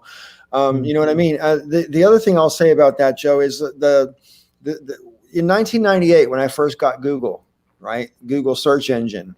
It was a revelation compared to Alta Vista, right? I mean, that anybody who never had experience. F in the chat for Ask Jeeves.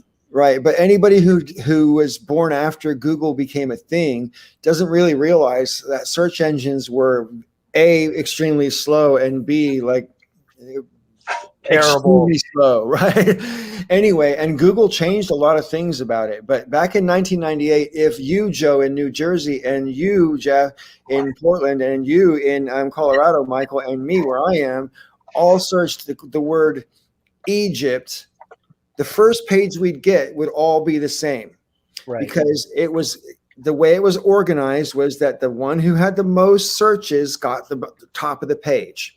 That's how Google used to work, and the same basic principle still works in Google, but because they personalize everything now, depending on everything else you click, your browser will be monitoring what you click and decide. So if you So type I'm just getting Ever Given memes and nothing else. right, but I mean, like if you like, for example, if I spend a lot of time looking at foreign holidays and I type in Egypt, it might give me the Red Sea destinations and Cairo and Thebes and wherever else, you know. Whereas if you spend a lot of time, Joe, posting social media news articles on your Facebook, you might get what's happening politically in Egypt right now, et cetera, et cetera, et cetera. And Jack, because you're totally fascinated with ancient aliens, it's going to be all pyramids and spaceships for you. Right. So I mean, Totally. Yeah. the point I'm making is that we can all type in Egypt now, and we'll all get completely different results. Oh, and this is the reason why that's power, though. If they can show you what they don't want you to see and what they do want you to see, based on whether it's tailored for you or not, they're showing you what they choose to show you, rather than you getting results based on any kind of, you know what I mean? Objective standard. Well, this is the reason why I get actually incensed now if I ask her for a question or a recommendation and someone says Google it. I'm like, well, first off, you know, like you said, we don't all get the same results, so you might find something different than I do. Secondly, without context, Google very often, you know, depending on how you word your search terms, sometimes comes back with very way off base or just terrible results, because I find their search engine kind of sucks now. I mean, I'm sometimes using very specific words and still getting back the wrong information. And if you know, and the thing is, if you know, it's one thing if you know exactly what you're looking for and what to expect. If for people who don't, then they're just going to get whatever shit that the algorithm says they should get, and that may not be really good, good recommendation or a good source of information. So, you know, plus the fact that I also find that I'd much rather take the word of somebody who I know who has experience with whatever thing I'm asking about. And so this way I'm getting not just, you know, well, this source or that source, but I'm also getting their take on it, because I respect their opinion. And it's also a way to have conversation, not just, you know, I could just go search things on Google, and I often do, and my Google flu is pretty good, and even then sometimes I come up with shit results. I've found that certain things that Google doesn't want you to find do get suppressed very much, no matter who you are. And using a different browser, not Chrome, and then using a different search engine, DuckDuckGo, if I were to be looking for pirated things that Google would be sued for by the company a lot easier, I find that I can find those pirated things a lot easier on a different search engine, because Google is a very big target for lawsuits. Sure. Yeah. Another thing too, sometimes with Google, you know, sometimes if it thinks you mistyped it, it said, well, did you mean whatever? Sometimes it doesn't give you the option. It just said, oh, you meant this. No, I specifically meant, and no matter how many times you retype it, it'll keep giving you the other thing, and you're fucked, and you mean you can't find it. Or in this case, when I said pentatonic military, I made a mistake. It was pentamic. But of course, I put pentatonic military. You would have thought that if there was a smart search engine, it was did you mean pentamic military? But it didn't come up with everything. No, was it just gave you scales. Yeah, exactly. Everything was related to musical scales, and he ignored the military part. And it's like, oh, that's a keyword too, you know? Yeah, it's just marches. Sorry. I just got a question. So what I described about how it used to work, where everybody got the same results for the same search, should it revert to that? Yes. I have another question, a counter question. I wonder, should social media, Google, some of these other things potentially be not nationalized exactly, but forced into the public domain? I have very mixed feelings about that, because on the one hand, I think of Facebook as my internet address. Okay, and it's only something I give to people I choose to give it to. I'm not one of these people who will add everybody who requests a friend request or any of that kind of crap. You know, as Joe knows, I knew Joe for like 3 or 4 years before I added him to my Facebook. Probably the same with Michael. You know, anyway, but so, however, the functions of Facebook as regards certain things, I think should exist and shouldn't be, and we should own our own data. We should Yeah. own all of our metadata. I'm sure I've mentioned Jaron Lanier's Who Owns the Future on the podcast before. Right. But I highly recommend it to everyone. Jaron Lanier's said a lot of interesting things about data and data management and data sovereignty. And Who Owns the Future is a great book at just sort of one digestible place to understand all of that. Quick question for you, Jack. You had started to say something about something being in the public domain, and I didn't catch the whole. Oh, just the idea that perhaps Facebook and Google and some other social media platforms should really be forced to operate as public domain entities in the public trust, not necessarily nationalized, but certainly not owned by a private corporation that is allowed to have a black box algorithm that operates without any oversight and for profit. Seems to be a particularly dangerous. I think taking assets away from companies is also fraught with danger. I'm not sanguine with it. I mean, are you against trust busting? No. I see it as a trust situation that breaking these things up and forcing them either to operate as smaller entities as a part of a cluster or making them sell off, which is what trust busting often does. I mean, the mechanism is the same. Well, right, but that's not the same as becoming public domain, though. Okay, but here's I have to interject because I never really actually finished my original point. Yeah. So I think there should be a publicly funded, which is free to the user, place where you can do an awful lot of the things that you do on a social media site, but a place where they don't share your data, where and it could be owned and operated by the government. But the potential problem that I see is who's going to put their personal information on something that we know is run and operated by the government. Well, what I'm talking about is something similar to PBS. It is a not-for-profit public corporation. It is not owned by the government, but it is funded by the government.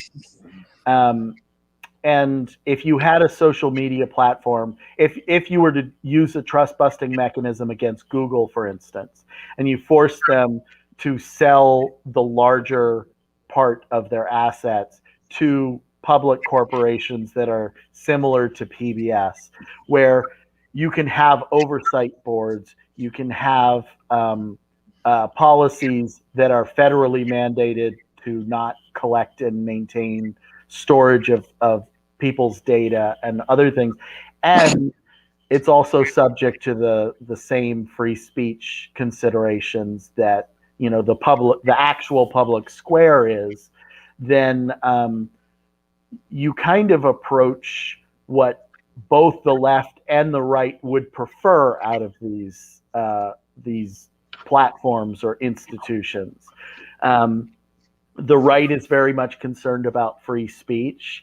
And sort of. Okay. Many on the right, some on the right are concerned about free speech. Many on the right are using free speech as a Trojan argument for other agendas. But the left is very concerned about corporate power. I'm concerned about both things.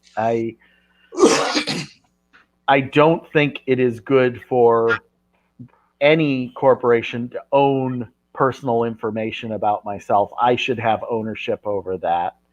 I also don't think that it is wise to let an organization that is interested primarily in profit have some say over what type of speech is allowed on their platform. I particularly see this with YouTube. It's absolutely not just the right that gets censored by YouTube. And many things that are perfectly legal are totally censored by YouTube. And well, see, again, I don't see how you could go to any private entity and say, okay, you have to host certain content that you don't want to host. You wouldn't go to that private entity. You would force that private entity to sell that interest to a public corporation. See, but the thing is, here's a question I have, because you may know this, something I don't know. I know obviously we've broken companies up. Have we ever forced companies to sell to public entities before? Yes. I mean, there's parts of the Ma Bell,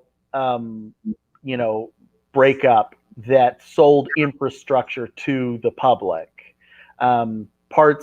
Because there's no other way to do it in some ways. When you have a company that is of a certain size, and this particularly occurs with utilities, there's public utility districts, which are often, public corporate entities that have bought the infrastructure from a previously in business private corporation. Electricity, water, right, but see, the difference there though is it's geographic, right? I mean, the wires exist in some geographic location, so you could sell that part and not have it screw up the function of the whole. But to when you start parting up a company like this, like Facebook is Facebook across the world, I think it's a lot harder to break that up and have it not, and have it actually ruin the function of the platform.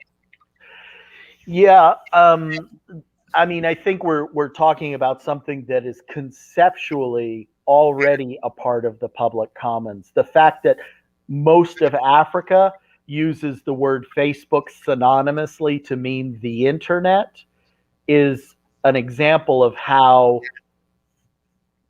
broadly Facebook is the public commons and operates as the public commons, only it is a nation that many African citizens are participating in. The nation of Facebook, I mean, in terms of how it operates, which is a dictatorship. See, the thing is, though, okay, you're old enough probably to remember people used to refer to photocopies as they would call it Xeroxing, because, right. And now simply because Xerox was the most common and well-known copier. But, right. We're not talking about a situation where Facebook is simply the Kleenex of internet sites, or the Hoover vacuum of internet sites, or any of those situations where a particular brand becomes synonymous with a particular good. What we're talking about is most people in Africa access the internet through Facebook as their portal to the entirety of the internet. And that's like when we used to log on with AOL back in the day. Right. Although, I mean, I think what's different is that AOL was literally providing the service portal. Yeah, so if Facebook isn't providing the actual service portal, then I still don't see it works, because you still have access. Just because everyone does it doesn't mean that there's not another way for them to do it. Well, there's this, we'll go back to the conversation about Richistan earlier. Facebook isn't following all the laws in every country that it exists in. Sure. It's already operating as its own government, extrajudicially in lots of ways. YouTube operates extrajudicially in terms of the way it uses or follows the laws of the United States. And the way they follow their own rules. And that's true for Facebook and YouTube in both. You bring me on to something I just wanted to mention, though, Jack, because Facebook wields unnecessary and disproportionate power in terms of our politics. And this is the point I was making a moment ago. Considering how much influence Facebook had over the 2016 and 2020 elections, at least, and probably earlier elections before that I wasn't really savvy to, and realizing, as I have done since I've become more aware of what's going on around the world in terms of data harvesting and whatever. I mean, Facebook is right up there with its interests are in conflict with the interests of democracy. It's that simple, and therefore, I don't think it can be trusted to keep the democratic interests or the interests of the people as a motivating factor unless they're regulated to do so. And I don't even know what that You looks can't even regulate them because they already don't follow most of the laws of the United States. They operate extrajudicially. So what we're talking about, I mean, we talked earlier in the stream about the death penalty. right. It's very rare that anyone has talked in most public spaces about potentially having a death penalty for fictional entities like a corporation. But that is one area where I would be in favor of a death penalty. I don't believe that an organization that flagrantly breaks the laws of hundreds of nations, should then also be given the benefit, well, it's a private organization and you can't force it to do things. Facebook forces us to do many things in order to use their platform, particularly in developing nations where the infrastructure is provided by Facebook, is the entity that essentially maintains what passes for the internet at large in those countries. Are they providing switches and routers? Well, they are their infrastructure allows people to be able to see most video or feeds or anything else because obviously Facebook has the money to build that infrastructure. It's not, the governments of particularly the poorer nations in Africa that are building server farms to service the utilization of the internet by African citizens. So let's just say we decided that Facebook was bad for America and we closed Facebook down. Wouldn't it just fuck Africa as an example, considering how you say they're using it? Wouldn't that just fuck them up? I'm sure it would. It's absolutely the case. And I think that in order to, I'm not actually sure how you get around this entire thing, because what you have is a entity that has more power in many ways than any single government, with the possible exclusion of the United States government. But even that is questionable. I think you could make an argument that that a board on Facebook is able to, censor the president of the United States when the Congress of the United States is not able to do that. Right. Actually, well, I thought they didn't kick him off until after he was no longer president. No, they kicked him off after the Yeah. insurrection. What were you going to say, Michael? So I have a problem with taking the property of a private company because it gets too popular, and then there being the possibility that another company could just be the next thing that everybody goes to, like everyone fled MySpace to go to Facebook. There have been like legitimate challenges to Facebook's dominance in social media. They are the dominant company right now, but if we keep on taking over the social media company and giving it to the public that is the most popular, then we're playing a game of whack-a-mole, because another is going to pop up in its place. There is an argument to regulate it out of existence. We've regulated other things out of existence because we determined that, to the public good, it's too toxic. We regulated DDT out of existence. Many of the manufacturers of yeah, I think that's a bad analogy, man. I'm not going with that one. So I have an idea for at least wounding Facebook in their ability to collect our data. And that would be an expansion of the privacy laws that we have with healthcare information. If we were to just make it just like HIPAA, Like, I have to abide by that. And under HIPAA, after 7 years, I have to destroy all client documents. Right.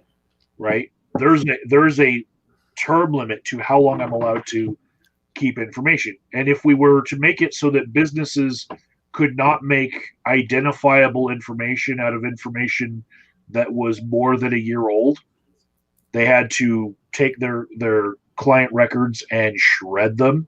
You have to also audit them.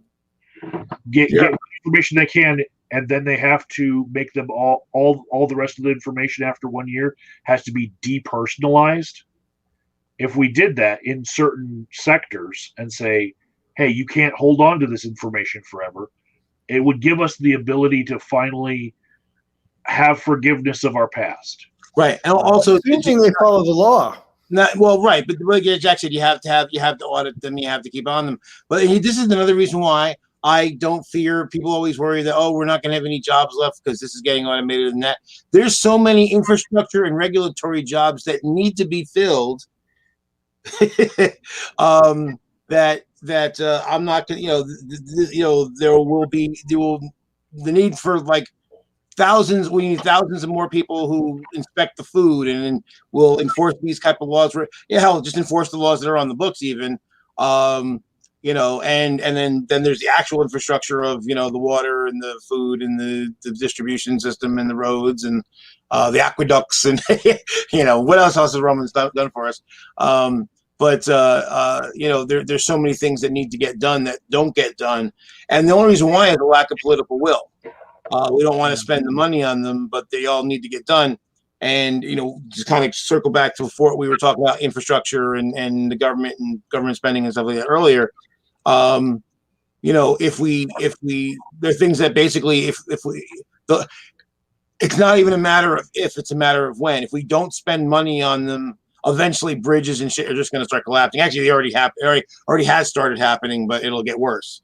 And there's other infrastructure. So I think that, I think I think Mike's idea is a good one. I think it would take more auditors and inspectors, and if we spent the money and had the political will to do it, we could control it. I wonder why we don't have the political will when it comes to Facebook. And my thinking is that because Facebook has quite a lot more power than most of Congress. I don't think that has more, but I think it serves the interest of basically all the political parties that have any kind of power. It serves their interests, so they're fine with it, really. To Michael's earlier point about MySpace, I would submit that the reason Facebook is particularly successful and MySpace wasn't is that MySpace was not using things like the Skinner box and other psychological tools in order to create as addictive and manipulative a platform. Either they didn't have the opportunity or the will or the tools or the engineers to do it. But regardless, the reason Facebook is as successful as it is because they have the will and tools to manipulate people. Here's one thing about that, and I agree with that. I think that's true. But I also think that at some point, we as a public do have to take some level of responsibility in that. I remember when Facebook first came out and they had all the games, and I remember playing all the stupid games. And then I finally realized that, these games, they aren't really games. It's literally, like you said, it's just to get me to come and click the thing again. And what I do is relatively irrelevant. So I stopped playing them all. And I actually don't have, other than Sudoku, I actually don't have any games on my phone. And I've actually been using, while I still use Facebook to get in touch with people and stay in touch, I use it less and less as time goes on, because again, there is a lot of this like annoying noise. Well, at a certain point, at least we as a society, we do have to take some responsibility for what we do with our time. Well, the way we take responsibility as a society tends to be through our government. I mean, our government is our collective we. Right. And if we are going to do something about Facebook, it is almost certainly going to have to be done through a government. and probably not just the government of one nation, because, you know, as I submitted before, I think Facebook is probably more powerful than many nations. And Well, here's a question for you, Jack. Hmm. Should governments be burning the coca fields? well, they already do. But should they? There's a larger conversation to be had about why people use drugs, and you know, Michael has talked about this in the past in terms of our understanding of addiction, why people are addicted. I do think that the reasons people are addicted to Facebook are many of the same reasons that they're addicted to various other drugs. Exactly, I agree. And so, you know, one of the ways that we could, as a people and using government, get ourselves less addicted to Facebook would be by improving the material conditions of the average citizen. It's a lot easier. For instance, now that I have this studio and I have a bunch of tools and I'm no longer, you know, standing on the razor's edge day after day, it's a lot easier for me to not be addicted to video games or food or Facebook or any of these other things, because I have a lot going on and I've got a lot of creative outlets that, you know, during the worst part of my homelessness and various other things, I didn't have those outlets. So I know just in my own life how much an improvement of my material conditions affect my proclivity to have addictive behaviors. Right. So that's what I'm saying. So getting you to a better material state was better than banning Xboxes or burning down the Xbox factory. Well, I'm not sure you understand his point there, Joe. Yeah. Rather than a war on drugs style approach, improving people's connection to their. No, but that's my whole point. To me, breaking up Facebook is the war on drugs. See, but I see Facebook as a platform, either as a publishing platform or as a public square platform, and so I'm coming at it from the point of view of it being a public utility, or it being a utility at all. It operates a lot more like a water supply or an aquifer than it does a drug. And particularly in the modern world, where we've created a society where we need the internet to do most things, for communication and for doing jobs and for being a part of society, we're talking about something that has a lot more in common with electricity or clean air. But my point is the differentiation between the internet and Facebook. I agree. The internet is a utility. I do not agree that Facebook is a utility in the same manner that the internet is. Joe, there's some jobs you have to have a Facebook in order to apply for, because they want to review your social media print before they will even consider you for an interview. And if you say, I've never had a Facebook, you're out. You know, because the people they want people who are involved on the internet, right? So like, you know, Facebook, whether we like it or not, has certain utilities in people's lives. I also know like 2 people who've been fired because of things they posted on Facebook. Well, so Facebook interferes with our lives in lots of ways. And before you go on with that, let me just make another point, because I've been waiting for ages. This week there was a poll that came out where it was basically saying, I think it was like 67% of people said that they thought social media was more divisive than 30-something% said it brings people together. So 2 times as many people say it's more divisive than brings people together. And when the internet was sold to us way back in the day, those of us who are old enough to remember the term information superhighway, we were sold on this idea that it was going to be this great communication device that was going to bring people together and help us organize and, you know, blah, blah, blah. And it does do those things.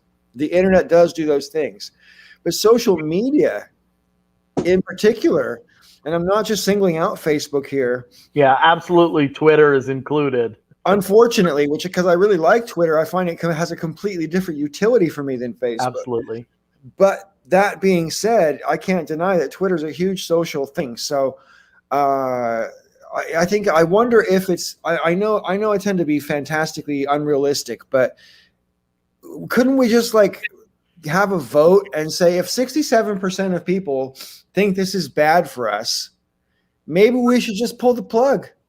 Maybe it's time to rethink or go away from what we now consider social media because we can see the detriment it's doing to society. I don't think it's open to debate tomorrow as to whether or not it's hurting society. I think it's only a matter of how much we agree it's hurting society. I think that if a medical supplies company or a pharmaceutical company was doing unconsented experiments on the general populace, the government would have something to say about that. Damn right. Yeah. And that's what's happening with all this metadata harvesting. Yeah. Well, again, that then the problem isn't social media. The problem is metadata harvesting, and then that would be a problem. And manipulation. And that would be a problem whether it's on social media or through other means.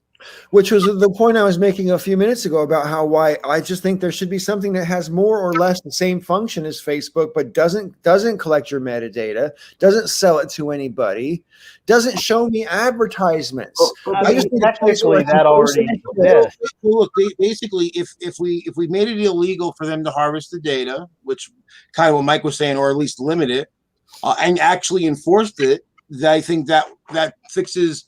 Maybe not all the issues, but it probably takes a big chunk out of it.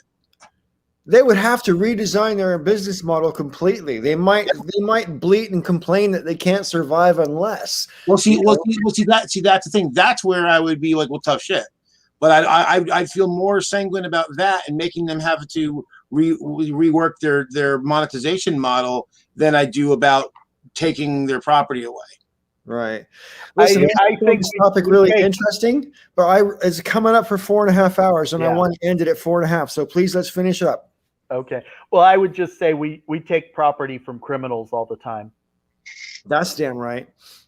I'll go against my own point and say that it's quite possible that Facebook averted a financial crisis similar to the Great Depression creating Nazi Germany. Trump might still be in power if Facebook wasn't connecting us to the products that we needed to buy through this pandemic. Because their efficient marketing markets exactly to you what you've been looking for and puts it on connections through other websites. I'm just saying, it's entirely possible that our economy is still running right now because of that super marketing that is targeted directly to you. Wow. I mean, I think that's possible. I think that's getting into a much larger conversation that we'll have to save for later. Yeah. I'm happy with where we're at. If you want to end the stream. Yeah, that's cool. I'm just saying, for me personally, I know my use of Facebook is atypical, right? So I don't really see the adverts on Facebook because I almost never look at my homepage. So, I use Twitter for my social political stuff, and I'm just more personal on my Facebook. So that's my distinction. However, I personally, I kind of recognize reluctantly that they're both platforms might be doing more harm than good, and therefore might sacrifice their right to exist, at least unaltered. Because I mean, I know we've had cigarettes legal for hundreds of years, but hopefully, people, and a lot of people had to die before we realized that maybe they needed more regulation. And I don't want the same thing to be the case with the internet. I don't want us to lose democracy because we couldn't regulate social media properly. Think about that, because that's kind of where we're at.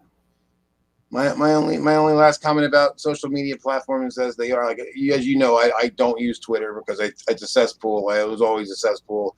And so I never really bothered with it. But on Facebook, basically I look at the the notifications. I scan a few pages to see what my friends have posted, and I post whatever's burning in my brain. And ads, I generally hide them. Like if at least the ones that I really find detestable, I hide them and say no more from this advertiser because they're horrible or whatever. So I'm largely, I wouldn't say completely unaffected by them, because that would be a lie. I have bought a few things for stuff that has shown up, but for the most part, most of it is kind of like, ugh, and I just get rid of it. I can tell you, I am so much happier since I left Facebook. I believe you, because usually when I'm depressed, I stop looking at Facebook and I usually feel better. But mostly it's because actually for me, I usually see articles that friends have posted about what's going on, and it's usually the articles that make me upset about what's going on in the world. All right. Well, hey, I want to say goodbye to everybody in the chat who's been so engaging. Thank you very much for your questions. Thank you, everybody who has tuned in after the fact for this video. We'll see you again next week for another Jamboree on the Breakfast Club. Wave goodbye, guys.